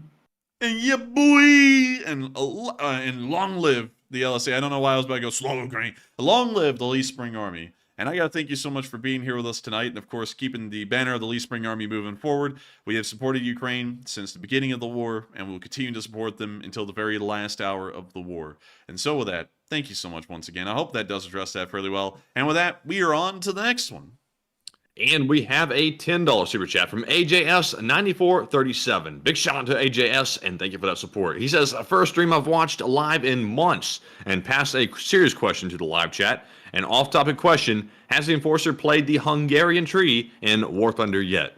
Oh, I haven't. I thank you for the support, though, and we will make sure to get a serious live chat here in a second, but I actually haven't played any of the Hungarian tech tree in War Thunder. Most of the time, I'm focusing in War Thunder on the United States. I really love the AH-6M Little Bird in that game. It's one of the best helicopters. I think it is the best helicopter in the game, to be honest with you. America does it better than anyone else in that game. With helicopters, the Russians can absolutely get bent. The Ka-52 is broken, and that thing needs to be nerfed. But moving on from that, I absolutely play the Americans all the way through. Really love them in the game. Of course, they're one of the most well-rounded tech trees out there. But I do want to try out the Hungarians. It's just that they're kind of a copy-paste tech tree, though. You know, the BTR-80, the T-72, the Leopard 2s. You can get that all in the German and Soviet lines, which I've largely grinded out already. So I would do it, but it just doesn't really seem like there's enough that's really cool in there, except for the lower tier stuff like the Turans, which are really cool. Well, actually, no, they're not the Turans. I think they're the terms and conditions. But still, thank you so much once again for support and helping this channel to keep on running, and I hope we answered that fairly well. Matthew, what do we got for a live chat? All right, and I'm actually going to put this toward a breaking news story here, actually. And I think that AJS will understand this is a very pressing topic and probably will be even more informative than a live chat question. And I'm seeing news coming out here from the BBC, so from a decently credible source, that the Hamas spokesperson, the terrorist group there, says that the group had direct backing for the attack from Iran. So it appears to be confirmed that Iran has supported the terrorist attacks, and they are also behind it as well. So those suspicions seem to be confirmed. Interesting. So that appears to be some brand new news that we just got right now. If you're here on stream, you heard it here first. Apparently, the Iranians were the ones who backed this attack on the Israelis, and so we'll most likely see that the Israelis conduct some kind of military reprisals against the Iranians by attacking military installations within their country or spread out around the rest of the Middle East. So with that, I hope that does address that fairly well, and also thank you so much once again for sponsoring that breaking news there. I know you were looking for a live chat, but hopefully that was as good, because that was some very interesting news. And now we know who is behind the attack. It's not the Russians, it's the Iranians. But the Russians and the Iranians kind of act in concert nowadays because they're both anti-American, so they kind of unite behind that goal. But still, thank you so much once again. I hope that does address that well. And we are on to the next one. And also, after that news came out, Germany has said that the risk of a major regional escalation as a result of that announcement after the Hamas attack on Israel is extremely high. And it seems like they don't go as far as to say this, but it sounds like Germany is suggesting that it's likely. So if Israel does lash out against Iran, it sounds like it could be a pretty strong response and lead to the entire region destabilizing. So we'll have to wait and see what Israel decides to do in response to Iran having an involvement in it, because it's one thing to suspect Iran is behind it, which we already had a pretty good idea they probably were. It's another thing for them to actually come out and basically said, yeah, we're behind it, and what you're going to do about it, because now Israel has to respond or they look weak. So, that is what it is. But unfortunately, do you have anything else to weigh in? I don't think so. But with that, I hope we addressed that well, and we are on to the next one. And the next one goes to Butchie777, who puts in a 10 and says, for dog treats, and corgis need a belly rub, and the dogs are family and always have your back, and they will make you smile no matter what you're going through, and Shoigu LSA. And Shoigu! And I got to thank you so much for the support and helping this channel to keep on running. And I got to agree, the puppies will always be with us. I love the little corgis. They're absolutely precious. I was actually petting on them today, and Sheba had the biggest smile that I had ever seen. It was the sweetest looking thing. But she always has the biggest smile I've ever seen. She makes it bigger every single day. It's comically large at this point. But I absolutely love those dogs. I honestly couldn't love any other animal more than I love my corgis. They're absolutely precious. And I gotta thank you so much for supporting the Treats Fund, so that way we can make sure that they get some of those nice, certain kinds of treats, Matthew, that I can't even say because I know they're gonna go psycho even hearing it through the door. But with that, thank you so much once again for support, and thank you for helping this channel to keep on running and keeping an eye out on those sweet little dogs of ours, including baby Sheba and the Mr. Corgi. And so with that, we are on to the next one. All right, and our next one goes to Blue Flam 777 LSA yet again, and they put in a $10 super chat this time and said, I'm having a convo with my granny. Don't F with my granny. And shotgun slinging words were spoken. That gal will make you question the validity of your existence. Love her. Question to the chat. And thank you for support, Blue Flame 777. And that's pretty funny because, honestly, I don't really know where to go with that. It's just funny sounding that your granny's a shotgun slinger. But still, thank you so much once again. We won't be messing around with her, but we will make sure to get a live chat. And thank you so much once again for support, Blue Flam 777, and also sharing that info with us. And so with that, what do we got, Matthew? All right, and the live chat question is going to go to Leonce Pierre Chevalier of LSA. And they said, I would like to know your opinion. If a military uses an active civilian position, like a hospital, to conduct military actions, do you believe then it's a viable military target? It's a very tough conundrum because technically, yes, if you use a building for military purposes, it does become a military target. However, usually the rules of engagement are supposed to consider that into the equation, and then it usually gets ruled out as a target because the rules of engagement would specify that you would have to be certain that there are no civilians inside the building, and you would never really be able to confirm that, considering it's a hospital and it may have wounded wounded or injured people inside that are being treated. So usually, I would say no. But if you were able to confirm that there were no patients inside the building and it was entirely a military compound, then I would say it is a military target in that instance. But that would take a lot to confirm, so usually you would not attack a hospital under any circumstances, even if it looks like a military is operating out of one. And so with that, I hope that does address that fairly well, and I thank you so much once again for support and helping this channel to keep on running. And with that, we are on to the next one. And up next, we have a $20 super chat from Jolly Hiveling. And it's good to see you once again. And I did speak to Jolly on Twitter today, so it's good to see you in the stream. And thank you very much for the support. And it said, I like your broadcast, and long live the LSA. And thank you so much for the support and enjoying our broadcasts. It means a lot to us. We try our best to make sure that the news comes out each and every day at the exact same quality it's been at, and hopefully make it even better as time keeps on going. And I've got to thank you so much once again for the support and helping this channel to keep on running. And also, long live the Lee Spring Army. And thank you so much once again for helping this channel to keep on rolling. And with that, we are on to the next one. And the next super chat goes to Unruly Starfish, who puts in a $10 donation. And man, this starfish is unruly, I'm telling you. At this point in the war, the Ukrainians have destroyed a lot of Russian tanks and APVs. And how many do the Russians have left? We're assuming that it's very close to just about 1,000 tanks left out there. At least that's what we're thinking right now. So, to be entirely honest with you, just about that number. So, kind of 900-ish, maybe to 1,100. That's about it for them right now. And so with that, I hope that does address that fairly well. And thank you so much once again for the support. With the APCs, however, since you just mentioned APCs, I got to be honest with you, I don't really think anyone has a good number on that. Maybe 2,500 to 3,000 if I had to take a ballpark guess, but it's really hard to estimate that because the Russians have a endless supply of APCs, it seems. So no matter how many losses are inflicted, they always find a way to have them replaced with worser off APCs, but nevertheless still APCs. And so with that, thank you so much once again for support, Unruly Starfish. I hope that does address that fairly well, and I guess you could say that he is a starfish. But with that, we're on to the next one. All right, and up next we have an $8 super chat from Ari Soini, and there is no comment to address. But thank you very much, Ari, as always, for the support. And Enforcer, what say you? And I gotta thank you so much for the support, Ari, and helping the channel to keep on running. Folks like you have made it possible for us to be here tonight and to be here for the next days, weeks, and months, that in years possibly, that this war will go on. I've got to thank you so much once again for backing us up and supporting us, especially during this time. It means a lot to us that the community is behind us, and we're glad to know that we aren't alone. And so with that, thank you so much once again. Hope that does address that well, and we are on to the next one. And the next one goes to Margaret Hemsley, who puts in a $7 donation. And thank you very much, Margaret, for that support. And she actually put in 3 in a row. So the first one says, "Hey, Andrew, listen up. You're amazing and adorable. Just saying." Oh, well, thank you, Margaret Hemsley. That's incredibly kind of you, and I love to hear it because, otherwise I get, oh, man, I'm telling you, I get no respect around here. But with that, we're on to the next one. And the next one from Margaret, who is also a 7, says, "Enforcer Matt, Hush Whisper, Cult of Matt, Behind the Speed Demon, and Fearless Bot Bopper, and we bow to your greatness." Wow, that's wild, that last one right there. But I do appreciate the Cult of Matt support. The Cult of Matt is strong.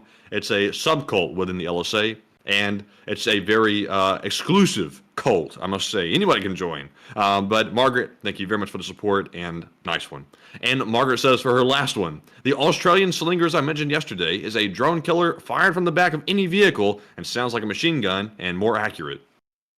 Interesting. I thank you for sharing that with us, Margaret, because I was wondering what that was. And so with that, thank you so much once again, and thank you for supporting the channel and helping us keep this thing running. And I hope we were able to address all 3 of those fairly well. But thank you so much once again, Margaret Hemsley, for being an old guard of this channel, and of course supporting us and helping us to keep this thing running, because it means a lot to us that everyone, including you, Margaret Hemsley, are still here with us and still watching this channel, and of course helping us to keep this thing going as a job. And so with that, thank you so much once again, and we are on to the next one. All right, and our next one is going to go to Shug or Sug. I'm not sure which one it is, but if it's Shug, that could be dangerous. But if it's Sug, well, thank you very much for the $15 super chat. And I said, "Thank you for standing up for what is right and not needing to drag in other YouTube creators. It shows maturity, and also thank you." And before you answer that question, I just want to say this, that we've never been ones to back down to anything. If people want to come at us in mass, we don't subscribe, nor do we bow down to cancel culture bullcrap. We will stand up for our rights. If we weren't willing to stand up for our rights, we would not be wise to be going to law school, because that is literally your job as a lawyer, to stand up for people's rights, defend people. And we're going to start by setting an example and teaching lessons and taking names right now. That's where that's going to start, and we've done it as we speak. So, Enforcer, what say you? And I gotta thank you so much for the support and also backing us up in this whole thing. During the entire time that everything was going on in the background with this guy for a year, we made sure to tell everyone we don't want other YouTubers involved. This is something in between him and us. We don't want this to affect the Ukraine war community at large. I don't know. I mean, I honestly don't know if that was a good idea or not, looking back, because it seems that nowadays, whoever screams the loudest on YouTube that they're the victim, they are the victim. That's what everyone just believes. But if you've been here, like you have been, Sug, and I'm assuming that you probably have been here for quite a while, you'll know that that's not the case. And that's not the story, and that's not how it went down. And I'm not going to have people who haven't even been a part of this, or they've just sat there and turned a blind eye to everything that's happened to us, step in at the last moment and then tell us what we're doing is wrong. We're going to stand up for what we do. I don't care the consequences. And I'll be quite honest with y'all. So far, this channel has lost. Oh, where the hell did that go? No, come back. What happened, man? I can't see. No. I can't see. Oh, God. Dude, it shut down. 1 second. Let me go and get Google My Maps back up. The whole thing just shut down. I accidentally clicked the X because I thought I was clicking something else there. So let me drag this back onto the screen, and let me get Discord up, and let me go stream that for you. But we'll just keep that up because we're in the question segment, so we really only need this. But I got to thank you so much once again for backing us up during this, because it means a lot to us. We're not going to back down for this. We've sat here and we've dealt with things that other people wouldn't have dealt with for this long. It means a lot to us that folks are, of course, supporting us and backing us up during this whole thing. And you would think, and I would actually say this, you would think that these people would actually side with us once they heard the story that this guy has doxed us and his viewers have openly entertained the idea of causing us bodily harm and sometimes even entertaining the idea of killing us. And, you know, of course, we've seen him largely see it, and he just either turns a blind eye to it or acts like it's just the finest thing on earth. And you would think that when people finally heard that, they would go, well, I didn't know that. Instead, we told one of them. We actually told JB, and I bet you all know who that is. We actually sent him a Twitter message where we explained that, and his response was to then ignore us and then act like he never heard that. So, you know, and also that's, if y'all are wondering why did we block him, that's why. Because if you're going to sit there and hear that someone got doxxed and is being threatened with their lives, that's not something I want to talk to you about. Apparently you don't have any sense. But with that, thank you so much once again for the support and helping the channel to keep on running and backing us up during this times. And thank you so much once again for sticking through with us in this whole ordeal. And so with that, we are on to the next one. All right, and moving on to our next super chat, we have a $10 donation from Psyops, longtime channel legend, and thank you very much, Psyops, for that support. He says, the first rule of war, bring another set of socks and underwear. Every mom and a decent sergeant too. And I thank you so much for the support, and I entirely agree with you that an extra pair of socks really does count, because trench foot is terrible. I've never had trench foot, but I've heard it's bad, and I've known one person who had light trench foot, and he said it was bad, so I'm going to trust him on that. So that, thank you so much once again for the support, Sibes, and remember, everyone, you can never have enough socks. And so with that, we are on to the next one, and thank you so much once again for the support and helping this channel to keep on running. Yes, indeed. And up next, we have a $20 super chat from Steve T. And thank you very much, Steve, for that support. He says, do you think the West, NATO, and EU should start working on designing drone-based munitions and anti-drone missile munitions and systems, and drones save lives by fighting and gathering evidence at distance? That is such an in-depth question, Matthew. I think you're going to have to reread that a second time. He said, do you think the West, NATO, and EU should start working on designing drone-based munitions and anti-drone missile munitions and systems? Drones save lives by fighting and gathering evidence at distance. I would say yes. I would say yes to both of those things. I think we should start investing heavily in anti-drone equipment. I think that there should be some kind of a mountable module that you can equip to tanks that would mostly disable any drone that comes within proximity of it. Or, you know, kind of like the little weird things on the front of the T-90, I forgot what they're called, the little box things that look like they have the glowing red eyes. Those things.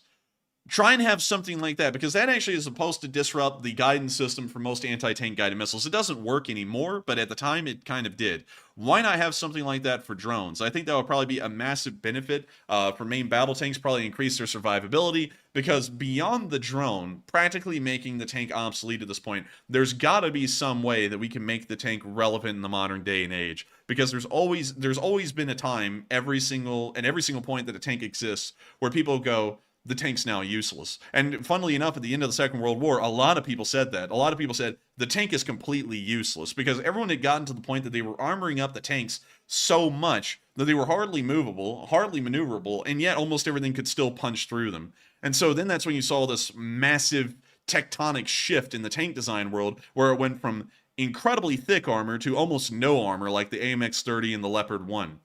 So I would have to say there's got to be something we can do in that regard, the anti-drone warfare area, to make sure that drones aren't this just indomitable force on the battlefield. There's got to be some way to counter them. And so with that, thank you so much once again for support and helping this channel to keep on running. And with that, we are on to the next one.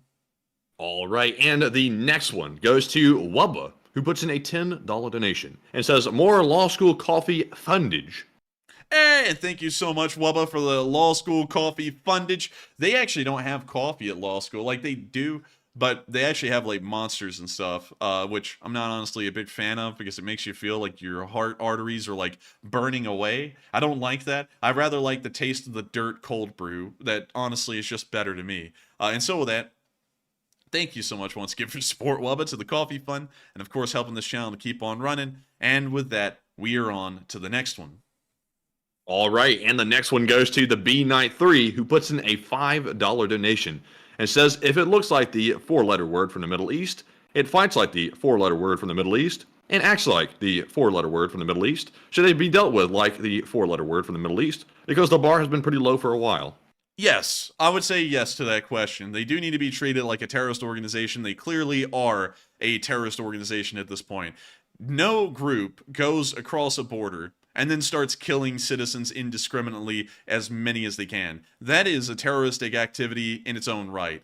All the way, 100%. I couldn't find anywhere in my mind where that's a justifiable thing. Because if people can justify the way that the Hamas has run across the border today in Israel and has ended up killing hundreds of people, then you could justify anything. Hell, you may as well justify the Holocaust at that point, because while this is only 300 people, that means that you're just for indiscriminate killing of anyone anywhere, and that's wrong.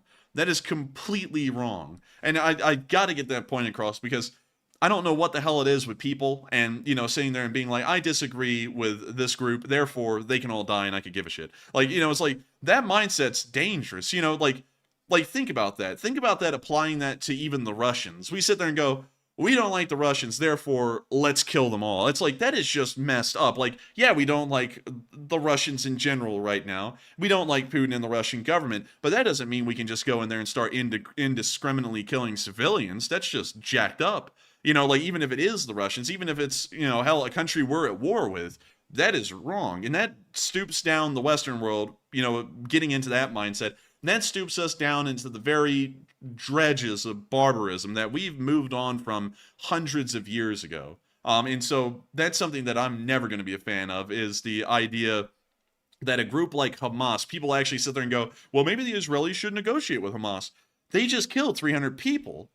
300 of them. Like, you know, that's like, so far in the Ukraine war, and I think we may actually have a casualty report here to back that up.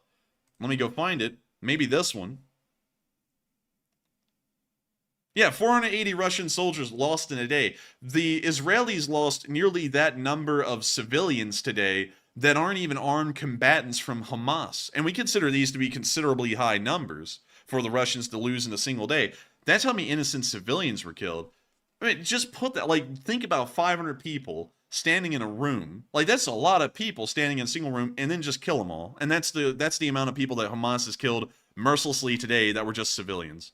It's messed up. And brutal killings too, not just killing people, you know, like what happens in bad situations. They're actually out here torturing and really doing nasty things.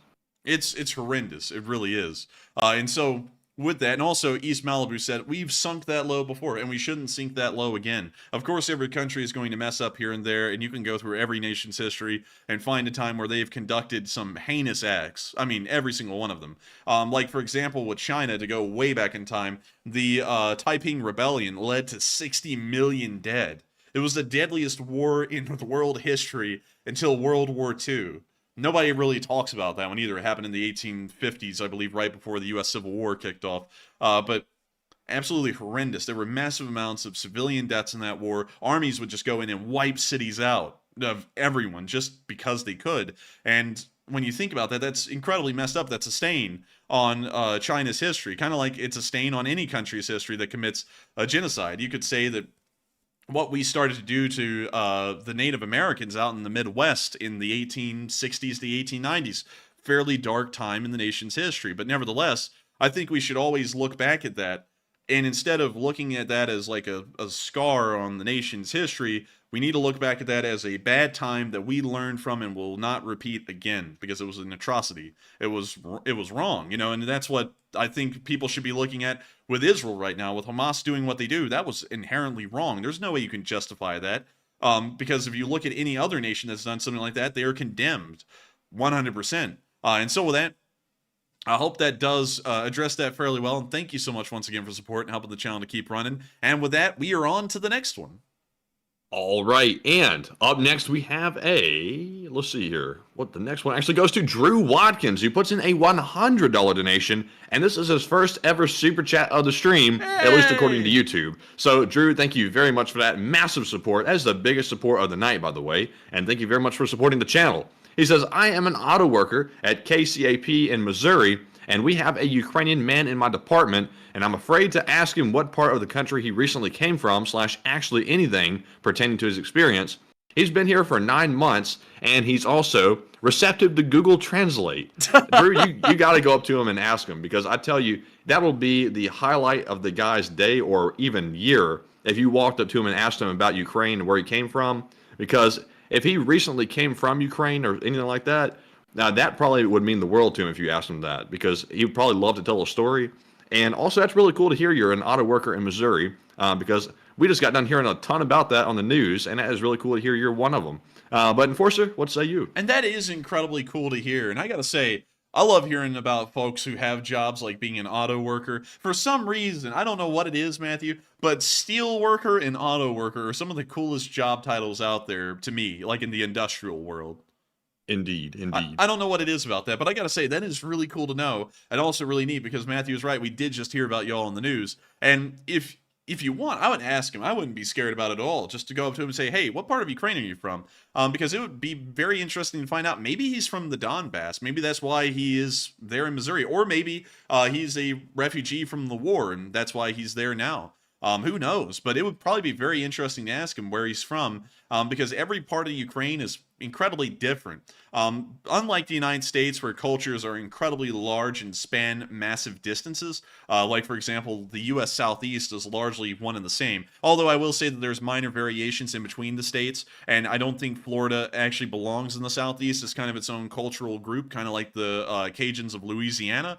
But for the most part in the U.S. Southeast, culture is largely very similar. There's very minor differences from state to state. But in places like Europe, there can be huge differences from just one part of the country to the next. And that's certainly true in a place like Ukraine. You have some very interesting influences in Odessa. Interesting enough, up until the Nazi occupation of the 1940s, Odessa was actually a majority Jewish city with a population of, I think, 40% Jews. It was something like 400,000 Jewish people lived within the city of Odessa, and that had a massive impact on their culture and how the city developed over time, over about that century leading up to the war. There's also Lviv, who had a lot. In fact, Lviv is historically a Polish city. And also that's something that I've got to tell you all, that's the confusing thing about Europe, is that if you actually look at the cultural boundaries historically and the way the borders are shaped in Europe, they are more messed up than really anywhere else in the world. And just to go on a quick rabbit hole here, a lot of people say that the Middle East's borders are really messed up because they don't take into account cultures and differences in the way people live in that area, and they're absolutely right. I mean, there's no way you can argue that. The cultural hodgepodge in the Middle East is just very messed up. You can't even really fix it. But the same thing can be said for Europe. The difference in between the Middle East and Europe, however, is that once these artificial borders were drawn up today, well, actually back in about the 50s, they actually just uprooted everyone and just threw them into the new country. So if you were a Polish person living in Polish Lvov, you just got uprooted by the Soviet Union, and then they threw you into the borders that they created for Poland. And then they took all of the Germans that used to live in places like East Prussia, and they just threw them into East Germany, and then most of those ran across the border and into West Germany anyway. So, it wasn't really a loss for the, well, it was a huge loss for the East Germans, not that big of a loss for the Russians. But the borders in Europe are very messed up, just to go through that quick rabbit hole, because it's something that a lot of people don't think about, because they just moved around everyone so much in the past 70 years that you don't get the kind of ethnic clashes that you get in the Middle East, because they just threw everyone into the new countries and just left them there. But moving back into Ukraine, there are so many different cultures and so much different history of each part of the country that it would be really cool to ask him, because it would probably tell you a lot about what part of Ukraine he's from and what kind of culture he has. And so with that, thank you so much once again for the support. I hope that does address that fairly well, and I hope you come back, Drew Watkins, with an answer soon, because I'd love to hear it. And so with that, thank you so much once again for the support and helping this channel to keep on running. That is the biggest super chat of the night, and we are incredibly appreciative to know, Drew, that you find this channel worthwhile enough to support, and massively as well. And so thank you so much once again, and we are on to the next one. All right, and our next super chat goes to 69 Manny NJ, who puts in a $20 donation, and thank you very much, Manny, for that support. He says, for the legal fees against Mascara Media, whereas this other fella in all of this, and he has not been back in the stream for a while, but he's done a lot of videos with Mascara Media. And I want to say, for anyone that read the super chat, we don't have any problems with the individual. I don't want to name him off because I don't want to, indirectly involve somebody in something that they don't want any part of. But nothing wrong with that individual. We have no problems with him, and it is what it is. But I do understand your other comment, though. So, Enforcer, what say you? And I thank you for the support, and I also understand the first comment. But one thing I want to make clear, and we're going to keep making this clear, because we stand to our values, and it is what it is. We have no problems with any Ukraine war YouTubers, except for the ones now who have stepped up, not knowing the facts, and are now supporting someone who's doxed us. We actually do have a problem with it, and I'll make that quite clear. But we do not have problems with anyone else. We are, of course, like we've been throughout the entire war, we are trying to support Ukraine like everyone else. That does not mean, however, that just because everyone's pro-Ukrainian, we're going to let ourselves be susceptible to death threats and doxing just because someone says they're pro-Ukrainian. That kind of mindset is the reason why cops are corrupt and politicians are corrupt and every institution is corrupt, is because everyone wants to go buddy-buddy with each other, and even when something is heinously wrong, they will sit there and support them. And that's something that I do not stand for at all. Not one bit. But I do thank you so much for the support. Beyond that, however, we don't have a beef with anyone in the community, unless if they are one of the people that y'all heard about last night. So with that, hope that does address that fairly well. Thank you so much once again for the support. And with that, we are on to the next one. All right, and our next super chat goes to another longtime channel viewer and legend, Super Bonker 9000, who has their name even written on the side of a tank barrel in Ukraine, who puts in a $20 donation, and big thanks for that. And they said, howdy enforcers, LSA friends, and I'm still here and support my people. And smart chat question, please, and Slav Ukraine, Herom Slava, and LSA for life. And I gotta thank you so much for the support, Super Bonker 9000. The damn NAFO legend. I can't believe you're here right now, and I gotta thank you so much for the support. Thank you for sticking with us, and thank you for being here with us tonight. That actually means a lot, and I'm absolutely blown away to see that you're here with us right now. Absolute legend. Your name is on the side of a peon and was part of a Brickmania Lego set for a peon. And I gotta thank you so much for being here with us tonight and supporting your people who are both the LSA. You're a dual citizen of NAFO and the Lee Spring Army, and I gotta thank you so much for standing with us even right now. Thank you so much once again. We will make sure to get a smart live chat question, and Slav Ukraini and the Lee Spring Army for life. And so with that, what do we got, Matthew? All right, and this live chat question goes to Mark Perez, who says, Enforcer, is this a fail on Israel's intelligence? Yes, I would say so, because the amount of rockets that have been fired, the sheer volume, is so large that you would think that they would have been able to detect the amount of missiles that were being moved into the Gaza Strip. You have to remember that Gaza is completely cut off from the outside world for the most part. The Israelis don't even allow the Egyptians to ship directly into Gaza. They actually have to enter through the Israeli-controlled area, and then from there, they're then allowed into Gaza. So going off of that, I would have to say that 100% this had to have been a failing on Israeli intelligence. And as far as it goes, I would also have to say, and I would also have to back up the idea that if the Israelis want to search trucks that are entering Gaza in every single one of them, considering what's happened now, I would have to understand that 100% because because a lot of innocent people's lives are at risk if they do not ramp up security and if they do not ramp up their intelligence on the Gaza Strip. So I would have to say that entirely that must have been a failing on Israeli intelligence. Hopefully they'll find out what the shortcomings are and learn from them so that way something like this doesn't happen again. And so with that, I hope that does address that well. And thank you so much once again, Superbonker 9000, for sponsoring that live chat and being here with us tonight. It's actually very nice to know, and I got to say this, it's very nice to know, Superbonker 9000, that you are supporting the Lee Spring Army and us during this whole ordeal. We are absolutely blown away that folks from NAFO are backing us up and supporting us in this thing. I've got to thank you so much once again because it means a lot to us.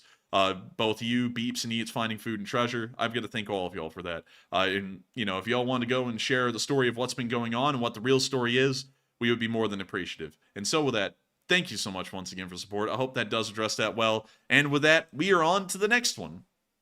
All right, and we have some more breaking news. I want to give a shout out to, let's see here. It was, Lizer Gewertzman, who let me know of the breaking news, and I just confirmed it. Apparently, rockets are being launched from Lebanon now into Israel, and the IDF is responding with artillery fire, apparently into the southern region of Lebanon.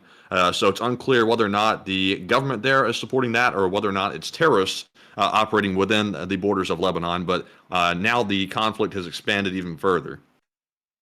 Dang. It is getting worse and worse, isn't it? And also, really quickly, Matthew, I just realized that I had the wrong map up. And let me make sure to go get the current map up. Hopefully it's not gone, because I was sitting there and I was like, huh, is it gone? Okay, let me go get this one. Hopefully this is the right one. No, it's not. Hold up. Hold the phone. Hopefully that map didn't disappear. And there we go. Okay, so we got the right map now. Let me slide that back over to this screen. And are you seeing it, Matthew? No. All right, so let me go throw it up for you. Sorry about that. There we go. You should see it now. But that is incredibly interesting to hear. I would assume that that's probably... Well, I don't know. I'm trying to think. I don't really know if Hamas does operate in southern Lebanon. We do know of groups kind of similar to the Lebanese Liberation Front that operate inside of Lebanon. Might be them. This might actually be a lot larger than we think it is. We may be seeing the outbreak of something like the Yom Kippur War right now with Israel. So that's pretty bizarre. Of course, we will be trying to cover that and possibly make a video on that here in the future because this is becoming a serious ordeal in the Middle East for sure. And so with that, I think it's becoming very clear that there's larger powers at play here than simply the regional powers. There's clearly some backing, in my opinion, from other larger groups like Russia, Iran, and things like that, because this is breaking out so fast. And surely this isn't spontaneous. This seems to be very planned. I'd probably guess probably planned for months, because this doesn't happen overnight. And that is what is so shocking to me, that Israel really didn't see this coming. And it's such a big blunder, in my view, that I'm shocked they even made this blunder. Yeah, but we also have to remember the political situation inside of Lebanon right now. And while we don't get into politics, I think it is important to cover the politics of Lebanon right now and the fact that there is a lack of it. There is really no organized central government within Lebanon ever since the 2020 Beirut explosion. The country has entered a Great Depression. Unemployment is soaring. People can't even transact their money out of the banks.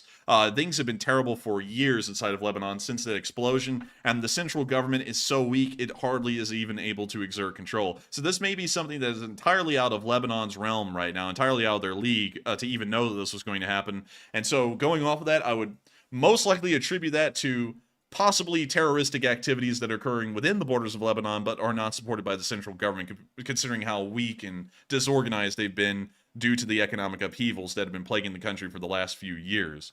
But still, very interesting here, and we will be trying to keep an eye on that. And so with that, we are on to the next one. All right, and our next super chat goes to Charles Watson, who puts in a $20 donation in. Thank you very much, Charles, for that support. And he says, I think I'm subscriber number 97, which means Charles has been around longer than Enforcer Matt. So he's an old guard. He says, though I may not always agree with the presentation, I will never question your sincerity and commitment to Ukraine. And how close are we being to a world war, at your opinion? And I thank you so much for the support. And that's something That's something as well. And I thank you so much for saying that you don't agree with us, because, and you know, that sounds weird for me to thank you that you don't agree with us. But here's something that a lot of people like to misconstrue about how we run the channel in that regard. It is perfectly fine if you disagree with us, but we don't accept rudeness of any kind. We don't. Like, I don't expect any of y'all to take any crap from us. If we gave y'all crap, I'd expect y'all to pack up and leave. But that's the only reasonable thing to do. We're from the South. I don't know about other people. I don't know how it is up in the northern part of the United States. I hear that people are rude as hell up there usually, and that's just kind of the way things are, and people are used to that up there. But down here in the South, we just aren't rude. We're usually incredibly polite to each other. So, you know, being rude at all, it's a great offense, unless you're very good friends and then you're rude with each other just to kid around. But beyond that, it's a great offense. And so when people say we're wrong, it's like, that's one thing. But when you sit there and say we're blithering idiots and we're drooling from the mouths and stuff, you get banned, because it's like, I don't take that disrespect, and I don't expect anyone else to take it either. Like, we're civil in the Lee Spring Army. We're not the frothing, foaming at the mouth kind of people who just go off and lash out at each other and act like idiots. That's just completely uncalled for. But I do thank you for saying that you disagree, because that's something we're totally fine with, as long as people are polite about it. But still, thank you so much once again for support. And also, let me go and make sure. Let me find it. Oh my lord, where the hell did it go? Why in the world did that mess up? Matthew, which super chat was it again? Well, my spreadsheet's also messing up at the exact same time, so I'm trying to log back in to get into it. I don't know what's up with Google Sheets tonight, but it is not cooperating at all. So let me get back to it real quick. So this is about the fifth time it's frozen up on me tonight. Might just start using Microsoft Word or whatever, Excel or whatever they call it. Let's see here. And getting back down to that super chat, or that live chat. It was a live chat, right? Yeah, I think it was a live chat. So let's see here. It was. Let's see. So, Enforcer, I think we're going to have to say this one was from Charles Watson, I believe. And how close are we being to a world war? Oh, yeah, and also he said at the beginning he appreciates the sincerity and doesn't doubt it. And I thank you for that. And, you know, that's something I don't really understand why we get crap for. It's like, you know, because here's the thing, you know, being entirely honest, I started the war. Matthew wasn't even here. I wasn't even monetized. I just covered the war for like 2.5 weeks, 3 weeks, without even making a cent doing this. We ran our fundraisers before we ever even got monetized, because they give you the YouTube Give option, and then you still had to wait for the Google AdSense thing to go through. So we ran, I think, 2 fundraisers before I ever made a cent running this channel. And so I had no actual incentive to do this. And other people who have been beefing with us, it seems they picked up on it just because it was the trend, or they came in way later. Like I think 2 of them came in like July or something. You know, it's like they came in after they saw it was interesting. But still, thank you so much for appreciating our sincerity. We will always be sincere. We always try and be as transparent as possible. We tell y'all all exactly where the super chats go. It goes to support us. And we tell you where the Sunday fundraisers go, which it goes to support the nonprofits that we select through YouTube Give. And so thank you so much once again for enjoying our sincerity. And we will make sure to get a live chat. And so with that, what do we got, Matthew? All right, and the live chat question here, I just got this one out of the live chat. It's a really good question. It's from OTubes. It says, didn't the Taliban visit Putin just the other day? And I wonder if they planned this or carried something out then. Yes, they did visit Putin the other day. I'm kind of doubting that, to be honest with you. I don't think they had anything to do with this, because the Afghans, or at least the Taliban, who now runs Afghanistan, they aren't really powerful enough to be funding military groups right now. They're actually dirt poor, and that's also why they were going to Russia, is to see if they could make any money selling American weapons. So, to have to be honest, I would have to say, I don't think so. I just don't think they have the funds or the finances to be able to do anything like that, or the equipment even. Because from the videos I've seen today, we're not seeing any Western weapons being used, which would be a telltale sign there was Taliban support. It's all Russian weaponry, which is something that the Iranians would have a lot of. And so with that, I hope that does address that fairly well. And thank you so much once again for support. And with that, we are going to be moving on to the next one. Also, Barry, you know, not to hover on that too long, but I kind of have to agree, because, you know, like, the guy had a channel for years and he hops in months after the war started. It's like, you know, if you really cared, why weren't you here at day one? But with that, we're on to the next one. All right, and our next super chat goes to Jay Bagwell, who puts in a $20 donation. And once again, it's good to see you, Jay, and thank you very much for that support. He says, I've been gone a couple of days, and did I miss anything? And I'm kidding, of course. Been here the whole time. And the best the best musicians would rather play a small audience that really care versus a stadium of people on their phones. And that's what I've been saying in the background, Jay. I've been saying that as well. It's not about the number of watchers. It's about the people that care. And that's all I'm concerned with. If people care to be here, they don't have to donate. They don't have to do anything if they don't want to. But as long as they care and that they're watching the streams and supporting the work in their own way, that's good enough for me. I'm not looking for raw numbers personally. And to be honest, if people are inclined to believe lies, then, I personally don't think they belong here in the first place. But Enforcer, what say you? And I would have to thank you so much for the support, Jay, and also being here with us. During this entire thing. It's been a hell of a journey, and I know that you've seen all of it happen. And I'd have to agree with you there. It's something, though, that does bother me because we have been the largest Ukraine war stream ever. There's no one that's been able to do what we've done, fundraising-wise, viewership-wise, keeping attention on Ukraine, and that's been a lot to me. But one thing I've discovered over these past few days is that I'm going to have to change my mindset greatly on that. It's not going to matter anymore about the size of the audience, the amount of subscribers we have, or anything like that. That's not going to matter at all to me going forward. What matters is that we're doing the right thing. And to us at this point, considering that we put Ukraine first and foremost on this drama in the background for over a year, at this point, we have to draw a line and we have to back ourselves up, regardless of whether people see that or not, regardless of whether people listen to us or not, or even understand that we have been living in fear of our lives, in all honesty, for about several months at this point, because people have somehow been taking pictures of our back porch, which there's really no way to even get back there, so we don't even know where those pictures are coming from.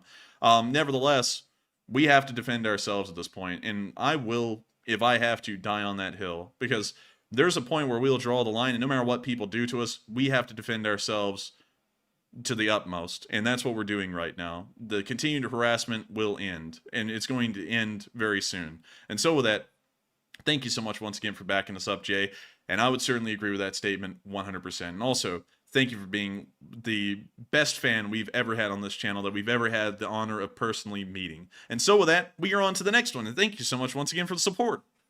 All right, and up next, we have a $5 super chat from the B93 once again. And this said, Hamas intentionally paraglided into a pro-peace party, took a few hostages, shot, and also did very bad things to a few, and then took them to Gaza for what reasons? And yeah, I have heard about that. We were actually talking about that earlier. It was some kind of a, I think it was a, I'm trying to think of what it was. It was some kind of a festival, nature festival. It was a nature festival, and they ended up landing in that, and then they ended up doing terrible things, and we saw the video clips of that, and it was horrible. And hopefully that we will see that those Hamas insurgents pay for what they've done to those innocent people. And so with that, thank you so much once again for support. I hope that does address that fairly well. And with that, we are on to the next one. And this one goes to James Booker. And thank you very much, James, for that support. Excuse me. James said, in New Zealand, we have a saying, kia kaha, or kia kaha. I actually said it right. I can't believe it. It means stay strong. And kia kaha, Ukraine, and kia kaha, LSA. And also, kia kaha, Enforcer Boys. And thank you so much for the support. And kia kaha, you as well. And I thank you so much for backing us up. Kaha. And Matthew loves that. He loves that a little too much. But thank you so much once again for the support and enjoying this channel and helping us to keep it running. And thank you for backing us up and telling us to have strength. We are trying the best we can. And I'm honestly, I've got to be honest with you all, I was kind of shocked to see that and what's interesting, just to say this really quickly, and I'm not going to harp on this too long. From what we're understanding now, they were actually all talking with each other behind the scenes. So I'm having a fairly good idea now that they must have known that this guy had been doxing us and they could just give a damn. And that's why we never got a response when we messaged one of them and said, this guy has been doxing us and people have been threatening us with death. He didn't respond because he probably already knew and just didn't give a damn. And that's something that really just blew me away. I was like, wow. Like, so much for being a pro-Ukrainian, you know. It's like I told you, man. Yeah. I can detect those weasels from a mile away. I can detect them. I warned you, man. I warned you. Well, I'll tell you this. I should have known way earlier. Now I have to say you were completely right on that, because if y'all didn't know, while I was behind the scenes going, oh, wouldn't that be great if we could become friends with everyone in the community and, of course, do things with them? Matthew was actually saying, I wouldn't trust a single one of them. And I was going, I was like, maybe you'll be proven right sometime. Maybe not, but I would like to do things with them so that way we can all support Ukraine together. And then it turned out that Matthew was right. We should have never trusted really anyone in the Ukraine war community because when push came to shove and people started threatening our lives and putting our lives in danger, everyone acts like that just doesn't matter, although we've done a massive amount to support Ukraine and help them out. And you know what's crazy? And I don't mean to harp on this for long, but y'all probably, of course, have seen that there was a post put out where someone said that we're threatening everyone with lawsuits. And that just blew me away because it's a flat out lie. We never even threatened anything to that guy. We just sat there and said what he did was low and we didn't appreciate it at all. And then he just went and also flat out lied to his community as well. We never even threatened the guy with a lawsuit. So, that tells you what kind of character they have. And meanwhile, they're going to be sitting there and talking to their audience, and they're going to think they're the greatest people in the world.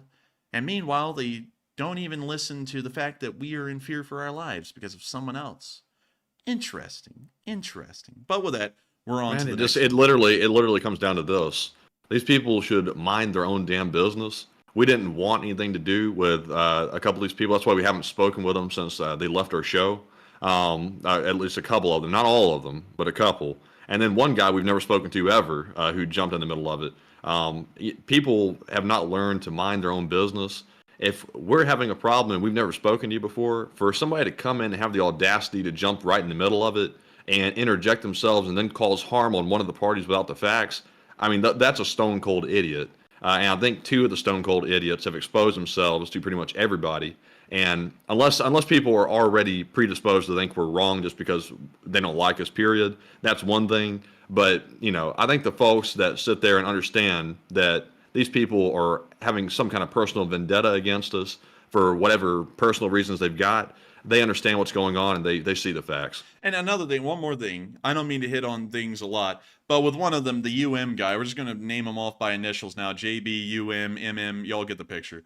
The UM guy, he got off our show, and of course, I know a lot of y'all were here for the year anniversary show. That didn't go well. I mean, he was offended right off the bat when we asked the question. We were asking him because he's a European, so we're like, maybe we can have an interesting little discussion here. Nope, gets offended right off the bat and acts like the question wasn't even a good one. So the rest of his segment doesn't go good. He gets off air. He acts like he doesn't even want to be there anymore. The next day, he puts out a post on his community page saying, I'm not making a video today because I'm just bawling my eyes out. I was like, damn. I was like, what happened to him? I was like, what's wrong? So I messaged him on Discord. I was like, hey, man, are you okay? I saw your post on YouTube, but just wondering if you want someone to talk to. He said, I'll be fine. That was it. Never messaged us again. Never messaged me again. And we're being painted as assholes and vindictive people. I sat there, a guy got off of our stream kind of on semi-bad terms with us, acting like he didn't want to even be there anymore. And then the next day I was like, hey, dude, are you okay? You want someone to talk to? And it just really just blows me away. But anyways, y'all get the picture. And we're on to the next one.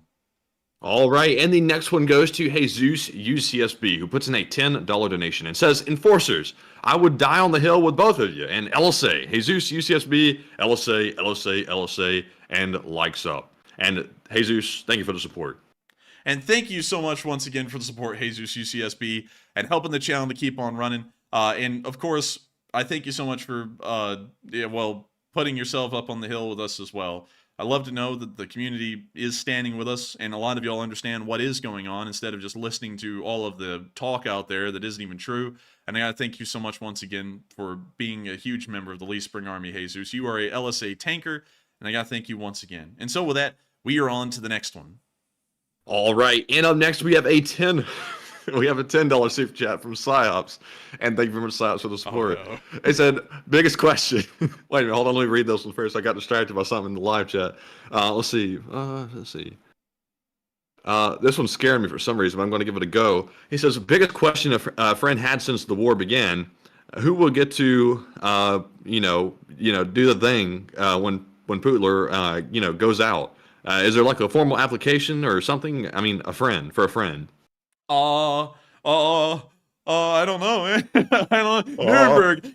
I don't know. I mean, like, But still, thank you so much once again for support, Saj. I would be honest with you, I have no idea how that's really going to work. But hopefully it works a good way, and hopefully the rope is good. And so with that, thank you once again. I hope that does address that well. And with that, we are on to the next one. All right, and good Lord, goodness gracious, you are going off in the live chat. But up next, we have a $5 support from the B93, who says, very powerful electronics jamming has occurred on IDF forces during the attack from Hamas, and how does such expensive equipment get smuggled into Gaza? Gee, I guess just trucked in. I mean, you can't fly it in. I don't even think they have an airstrip in Gaza. So you have to drive it in. So apparently they just were able to smuggle them all in by truck. So with that, I hope that does address that well. And I thank you once again for support. But that's really the only answer I have, is that they must have smuggled it in by a truck. This is really the only way you can get into Gaza. Or they could have done it by boat. But I have a feeling that the Israeli Navy, although small, is using its coastal patrol boats to patrol that area and make sure that no smuggling like that happens by boat. And so with that, I hope that does address that fairly well. Thank you so much once again for support. And with that, we are on to the next one. And also, Matthew, I think... One second. That one's actually going to have to be appealed, Matthew. That one, you know, because they were saying they, and they weren't saying we. They were saying they. I don't think they're misinterpreting that, but you do what you want. We'll appeal that one. We'll wait and see. But with that, we are on to the next one. All right, and the next one goes to Hal Rose, who puts in a 10 and says, Enforcer Matt, the Hamas paragliding attack was organized in religious fever, until they saw the festival. And the bloodlust overcame the group, and just like Prigozhin, pick a live chat question, please. And I thank you so much for the support, helping the channel to keep on running. And can you reread that one again, Matthew? My mind just went blank. Yes, it was from Hal Rose, who said the Hamas paragliding attack was organized in religious fever, and until they saw the festival, then bloodlust overcame the group, just like Prigozhin. Pick a question from the chat. Interesting. I actually didn't hear details like that. I thought they were actually kind of targeting that area, but thank you for sharing that with us, and we will make sure to get a question from the chat. And so with that, what do we got, Matthew? And the question from the chat goes to Canadians standing with Ukraine, who says, might the attack in Israel, in fact, galvanize and not detract Western focus on helping Ukraine defeat Russia due to its and Iran's destabilizing activities? Possibly, it may be so, or it may be the catalyst for the United States and Europe to finally go, oh, things are getting serious everywhere now, we've got to get ready. And we'll probably see, hopefully, that a lot of European countries start to up their military spending. And to be honest with y'all, it's a pissing contest. Now, that's a quote that we have just had it burned in our heads. It is a pissing contest. The European countries need to be strong, so that way they can stand side by side with the larger members of the alliance like Poland and the United States. And so with that, hope that does address that well, and we are on to the next one. All right, and up next we have a $5 super chat from the B93, who says all Russia needs is for Kosovo, Korea, and Taiwan to go hot now with Hezbollah and Iran to help Hamas. Then Putin gets the second and third fronts he wanted. I suppose so. That's a way to look at it. Maybe the Russians are kind of banking on that, but who really knows? And I'd hate to give a cop out like that, but who really does know? Because there's really no clear connection to the Russians in most cases. Kosovo's a little different, though. We did see the Russians go, we back up Serbia, but that's kind of a historic thing. They always do that, the Serbs and the Russians. The Armenia-Azerbaijan situation was kind of separate from them because the Azerbaijanis actually started attacking the Russians. And then this whole deal in Israel, it appears to be backed by Iran. But maybe Iran's doing that on behalf of the Russians and they're getting some kind of benefit from the Russians for it. And then North Korea, that's its whole thing. And so with that, I hope that does address that fairly well, and I thank you so much once again for support and helping this thing to keep on running. Maybe they're related, maybe they're not, but with that, we are on to the next one. All right, and our next one goes to Ari Soini once again, and this time it's a $5 super chat. And they said, how did the intelligence services not see this attack coming? And Kiwi wife and the Finn. Kiwi wife and a Finn. And I don't know how they didn't see it coming. I've got to be honest with you. Because they had to smuggle everything in one piece at a time, like the Johnny Cash song. And it's bizarre to think that they missed thousands of missiles being transported into Gaza.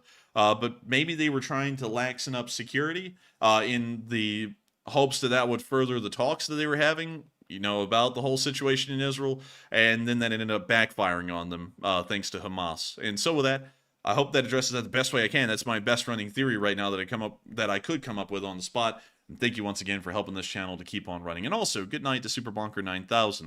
It was great having you here tonight. It's wonderful to know that you're backing us up. And so with that, we are on to the next one. And up next, we have a $5 super chat from Lord Alathorn, who says, God bless you both. Take a live chat. Slow Ukraine, and God bless Israel. And thank you so much for the support. I would have to say, certainly in this instance, God bless Israel. Hopefully they can pull through, because it's what happened today is something that they'll certainly have to get vengeance on Hamas for. But still, thank you so much once again for support. Thank you for enjoying our news and what we've been putting out. We put a great deal of effort into this. We have a lot going on. You know, unlike other people, we actually, you know, do things outside of the YouTube, like, for example, going to law school every day of the week except for Saturday and Sunday. So I got to thank you so much for enjoying it, because we put in literally all of our free time and effort into doing this, and it means a great deal to us that folks are enjoying it. And so with that, thank you so much once again, and we are on to the next one. All right, and the live chat question is going to go to, let's see here, it's going to go to, what the heck? My spreadsheet's all crazy messed up. What in the world? But this question goes to Jason John, who says, what's your thoughts on countries harboring these terrorists? Should the U.S. step in? Countries harboring the terrorists? Should the U.S. step in? Well, no. That sounds weird. I think we honestly ought to just fund folks in the area and let's see what happens, because whenever we step in, the problem is that U.S. policymakers don't really know the cultural lay of the land and how things work. And you can see that every time we've tried. Like, we tried in Iraq to create a democracy, and that was a damn nightmare. It was a nightmare up until 2012, and we were trying to fix the whole situation, and then it was still so fragile that a massive threatening terrorist group popped up in between Syria and Iraq, and then that was a whole problem as well. And then also in Afghanistan, that's the same thing. We kind of really need to, instead of trying to get the U.S. directly involved and have the U.S. nation build, we kind of need to support a group somewhere in there that will then do the nation building, and just kind of go with, oh yeah, that seems like a group we can kind of get behind. Let's give them a little bit of money and see what happens. Now, I'm not talking about any freedom fighter groups, though. We've learned our damn lesson on that, and I don't mean to say that enough. But the Mujahideen, the Contras, all these people were once freedom fighters. The Contras are now drug smugglers. The Mujahideen turned into the Taliban, so you don't want to support those kinds of groups. But you know, it's just tough. It's so tough, because you try and make a clear answer and then there really isn't one. You know, because I'm now talking about the Mujahideen and the Contras, and then it's like, well, maybe nation building is better. And then look what nation building turned into in Afghanistan and Iraq, and then it's like, I don't know. So I don't know. I would have to say, maybe we should get involved. I don't know. I'm going to have to honestly remain undecided on that one for now and think about that a lot more. But still, thank you once again for support. And we are on to the next one. And the next one goes to Ari Soini, who puts in a 5 once again and says, is emergency military aid to Israel approved by the president of the U.S. immediately, or does it have to be approved by Congress, like ongoing Ukraine military aid? I think it has to be approved by Congress as well, but I did hear that there was some kind of an emergency $4.75 billion that was possibly going to be sent to Israel. But that's funny, because we haven't even approved the next year's fiscal spending budget, so I don't even know how we're doing that. But with that, thank you so much once again for support. I hope that does address that well. And with that, we're on to the next one. And up next, we have a 5 from ZZZ Chiss. We have a 4 from Marc-Andre Brunette and a 2 from Takashi. And thank you all 3 very much, Drew, ZZZ, and Takashi, for that support. We do appreciate it very much. And moving on to our next one, we have a 5 from Drew York, who says, bye-bye to somebody. Bye-bye. Ha, ha, ha. Well, bye-bye. Arrivederci. And thank you so much once again for the support. Help the channel to keep on running, and I have a pretty good idea what that's about, and thank you once again for backing us up. And with that, we are on to the next one. And the last one we have here goes to 420, who puts in a 2 and says, how do I join your Discord server? And we don't have one. It got wrecked with a K. But Enforcer, what say you? We don't have one. And that's also because I'm actually going to say this now because this is something we've actually been able to confirm. It's because Mercado sent his people in to go and sabotage our server, and they ended up largely succeeding. Found that out because the guy who asked us about, hey, what do you want done in Ukraine? And we said, well, we'd like the guy process served. He actually was hopping in the server near the later time of the second schism, Matthew, and he was actively getting involved. And it turns out that he was with Mercado the entire time. So interesting to say the least. And y'all can see how far back that this whole thing goes. But still, with that, hope that does address that the best I can. That's why we don't have a Discord. And also, someone asked earlier tonight, when are we going to have channel memberships? Never. Because channel memberships are tacky. That thing harasses y'all to give it money. I don't like that. It should be y'all's choice whether y'all give this channel money in support or money towards fundraisers as donations. That should be y'all's choice. There should be nothing that's popping up on your screen trying to force you to pay money. I don't like the look of that. I think it's incredibly tacky, and also it makes it heavily monetizes this thing. And people can talk about how much we get in super chats, and that's something entirely voluntary that y'all do. I find the idea of having something harass y'all for money despicable, so we're never doing memberships. And so with that, we are on to the next one. All right, and we are now fresh out of Super Chat questions. So once again, thank you all very much for the support and helping to keep this thing running. And moving on to our multiple live chat questions. Up first, we had the Morse code decoders of the stream. Tonight, we had the entire roster. We had Cliff Simonson, Mark Hodges, Earl Bernew, Paul Schultz, Tightlines LSO, Kevin J, and Rumpelstiltskin. They said, hi, LSAers. Tonight's Morse code cipher is keep on trucking LSA, Slava Ukraine, and long live the LSA. And that's the sound of money, and y'all got that dead on the nail. That was the message. And the Lee Spring Army is going to keep trucking, and as I can see it tonight, we will be able to keep on rolling. A lot of y'all were here tonight. 5,000 of y'all were here at the peak, which is honestly pretty amazing. And so thank you so much once again for y'all deciphering the Morse code message. And of course, Lee Spring Army stand strong. And I got to tell y'all, once again, these next few days are going to be incredibly tough. It's probably going to be tough for quite a while. But make sure to stand strong. Stand with us, because we aren't backing down. We're not going to back down, especially after what's happened to us. And I hope y'all all understand and also agree as well, because it was also directed at the community at large. And so with that, we are on to the next one. And also, by the way, due to time constraints, because we're about to run over midnight, we're going to be getting 4 live chat questions, and then we're going to be rounding out tonight's stream. And so with that, we are on to the first one. All right, and moving on to our live chat questions, Tom Exman, he wants us to see how the USD is doing compared to the ruble and its value. So, Enforcer, would you like to do a quick search and see what we're looking like today? How bad is the damage? Ooh, it's finally past 100. It's gotten up to 101. Oh my lord, no. Look at that, dude, look at that. It's constantly been climbing. You know, it passed 100, I think, right there, and then it dropped back down, but they weren't able to hold it back for long, and it got back up over 100. So we have to do the fair comparison here. If you go to McDonald's and you want a hamburger, and in the U.S. it's like $2 for a normal hamburger or something like that. In Russia, it's about 202 Russian rubles, $202. You want your hamburger? You better have a stack. But Enforcer, what say you? Man, you're gonna be walking into freaking Whataburger looking like you Tekashi 6ix9ine with some like a stacks. rapper or something. Man, You're coming into McDonald's like a rapper. Dude, you put the stack of money up to the side of your head, and they go, "What would you like? Would you like a burger?" Yeah. Just you do something like that. But that is crazy. And also, look at how quickly the ruble rapidly inflated on the 4th of March of 2022. Got all the way up to 124 rubles. They then cooked the books, and it got all the way down to 57 rubles, and then they haven't been able to hold it back since then because they cooked the books a little too well, so there's nothing more to cook. And so with that, hope that does address that further well, Tom Exman. Great question, and also a good thing to laugh at. And with that, we are on to the third to last question of the night. And this one is going to go to, let's see here, Christian Cruz, who says, is the Israeli situation related to the Serbian and Kosovo situation, and is Russia trying to spread the West's attention thin?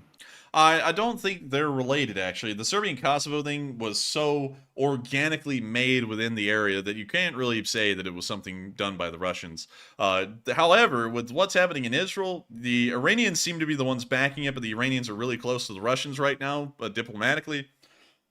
So that may be the Iranians working as a proxy for Russia in supporting the Hamas. But then again, Iran has always supported the Hamas before the Russians even really liked Iran too much. Well, actually, they did like him at that point, but that's a whole other story for a whole other time. And so with that, I hope that does address that fairly well. And we have one live chat that just came in. We're going to address that and then get to the last 2 questions of the night.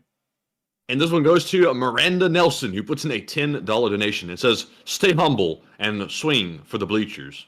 And thank you. Man, you know what? When I've always heard people say swing for the bleachers, like I don't know why, but my brain always like just imagines like people like that bleach clothes, like the bleachers. Like why are we swinging on them? Like what happened? Man, I don't know why. It's just something weird. Man, I always thought something like that too. I always thought that like you had like the football stadium bleachers and you were just up there throwing hands with the bleachers, just absolutely hammering some chairs. But still, thank you so much once again for the support and helping this channel to keep on running. Miranda Nelson, we will be swinging for them bleachers.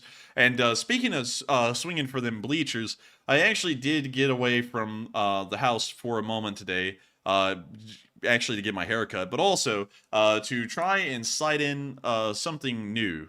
We were actually planning on doing videos on these things in the future. Hopefully we still will. And so I went and started testing out. Thing is though, is that it's got a scope on it, and I've never had any experience with scopes before, to be honest with you. I shoot iron sights entirely. And so what was funny is that the guy at the range was like, "Oh my god," he's like, "Look at this thing," and it's really cool. Y'all see it one day. And so we got the scope sighted in, and y'all wouldn't believe this. I shot 3 rounds with this thing at a bullseye that was 25 to 30 yards away. Just to sight this thing in, so it wasn't that far away. But I shot, and I felt like I did badly, and I was like, man, I think I just like got that grouping all over the place. Pulled in the target, and all 3 rounds were literally touching each other horizontally, side by side, right in the middle of the bullseye. I was like, oh my god, it was actually crazy. I couldn't believe it. But that's something that happened today. Speaking of swinging for the bleachers, more so swinging for the bullseye, or hitting the bullseye. And you will see Angry Penguin what it is, because we got something that will be really cool to put in a video in the future, talking about rifles and small arms and things like that. But with that, we are also, folks, we've been thinking about making a trip out to our folks' land in Mississippi, which is I've never really been on the land, but we have some land in the family out there. And we might go out there and be able to shoot all of our guns because it's pretty decently sized and it's out in the middle of nowhere. So there would be no problem shooting at targets out there, and we wouldn't be under any restrictions to, have to shoot 1 round a second or something like that, or whatever the range is put on you. So we could actually make a legit, like, really cool video about the different firearms that Enforcer has and stuff like that. And we've been trying to work on that whole thing. The Tommy gun was a massive disappointment. We really don't know what we're doing with the Tommy gun, because we tried shooting. Jay Bagwell was actually there with us, and he can tell y'all that was a straight up disaster. We wouldn't even been able to film with that thing because it just didn't really work. So we started trying to figure out more stuff to do, and we've got more stuff to do. So, we will be working on that. We are still trying to work on that. It's just that time is literally impossible to find, but we are working on it. And so with that, hope that does address that fairly well. And with that, we are on to, I think, another super chat from Jesus UCSB, and then the last 2 live chats of the night. And Jesus put in a 5 and said, "Let's go 24 hours, Matt. LSA Marathon." Oh, man, I'm telling you. LSA Marathon and 24 hours from Matt. Man, 24 hours from Matt, he's going to go bonko. He's going to go crazy. And thank you so much for the support, Jesus UCSB. And thank you so much once again for wanting us to go 24 hours. But sadly, we can't. We would collapse and die because Mr. Faulty, he crazy. Well, actually, Matthew, we would collapse and die because we're soft. But with that, we are on to the second to last question of the night. Oh, you got soft hands, do you? I bet Kiss me on my hot mouth. I'm feeling romantical. Man, I'm telling you. But anyways, moving on to our, is this our second to last live chat? Second to last live chat, yeah. This one goes to Paul Schultz. A comment on another news podcast was that the M4 M16 rifles are not as useful in Ukraine for trench warfare, as the rifle is longer than the alternatives, for example, the AK-74. Thoughts? What? That's a lie. That's literally a lie. The AK-74... No, I'm looking at them. The AK-74 is considerably longer than the M4. Like, I would say at least by 4 to 6 inches. So I don't know who said that, because just to let y'all know, the one we were sighting in today was actually an M4A1, so that's the actual one you're talking about, and we also have an AK-74. No, there is no way, because I'm looking at them, and even with the stock fully extended on an M4, that thing would still be just a few inches shorter than the AK-74, including the muzzle brake, because you really can't take the muzzle brake off the, well, you can, but you can't. And if you put a suppressor on that thing, on the AK-74, by golly, that thing would be super long. That thing would be as long as like an FAL or something. It would be insane. Put a suppressor on M4, it would be getting long, but it wouldn't be that much longer than an AK-74. So whoever told you that, I don't know what they're on, because lengthwise the carbine, the M4 carbine, is shorter. And so with that, hope that does address that fairly well. And we are on to the final question of the night. And so, who is the lucky last person to throw in the lucky last question of the night? And real quick, first, we have one more super chat, this time from Zero J Kwan, who puts in a 10 and says, nothing to say. Here's the LSA Coffee Fund. Thanks for everything, and stay strong. Hey, and thank you so much, Zero J Kwan, for the support. And has nothing to say, but he did help out the Coffee Fund, and that's what helped us stay up this late to be able to answer every question in every super chat. And so thank you so much once again. And we are now on to that final question of the night. So let me make sure to do the spill again. Who is the lucky last person to throw in the lucky last question of the night? See? Mr. Faulty, we got the final question. Crazy. But anyways, the final question of the night goes to, I don't know, Zero, who says, Enforcer, do you think that North Korea is contributing anything to Russia that would make any difference? Nah. Maybe some shells, but beyond that, I don't really Artillery. Well, yeah, artillery shells, but beyond that, I just don't really think it's much more than that. Like, small arms ammo, Russians honestly have plenty of that. They're probably not going to run out of small arms ammo anytime in the near future, even if they didn't make any. But with artillery rounds, probably will help them out a little, but not a lot, because the North Koreans' industrial abilities are incredibly slim, and also most of their country doesn't even have electricity, and you can get the idea that without electrical machines inside of a factory, it's going to be very difficult to pump out large numbers of shells.